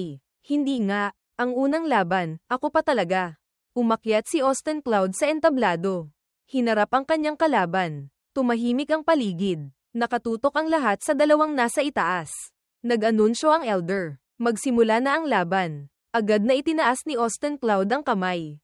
Elder Zhao, gusto kong. Hindi pa natatapos ang pangungusap. Isang malakas na ubo ang umalingaw-ngaw. Nagbababala. Itinaas ni Elder Wen Jian ang kanyang boses. Nagsasalita. Ngayon, malapit nang matapos ang kompetisyon ng sekta. Ang 28 disipulong ito ay pawang mga natatanging disipulo ng aking Azure Cloud Sword Sect. Umaasa akong ang mga disipulo ay lalaban ng may kumpiyansa sa sarili. Sa tingin ko, sa lakas ng lahat, siguro naman walang mangyayaring takot bago pa man lumaban at iniisip ng sumuko. Tama ba? Tumingala si Austin Cloud. Nalilitong nakatingin sa kanya. Nang marinig iyon ng karamihan. Mariin din silang tumutol. Kahit hindi makapasok sa huling laban. Kailangang gamitin ang buong lakas.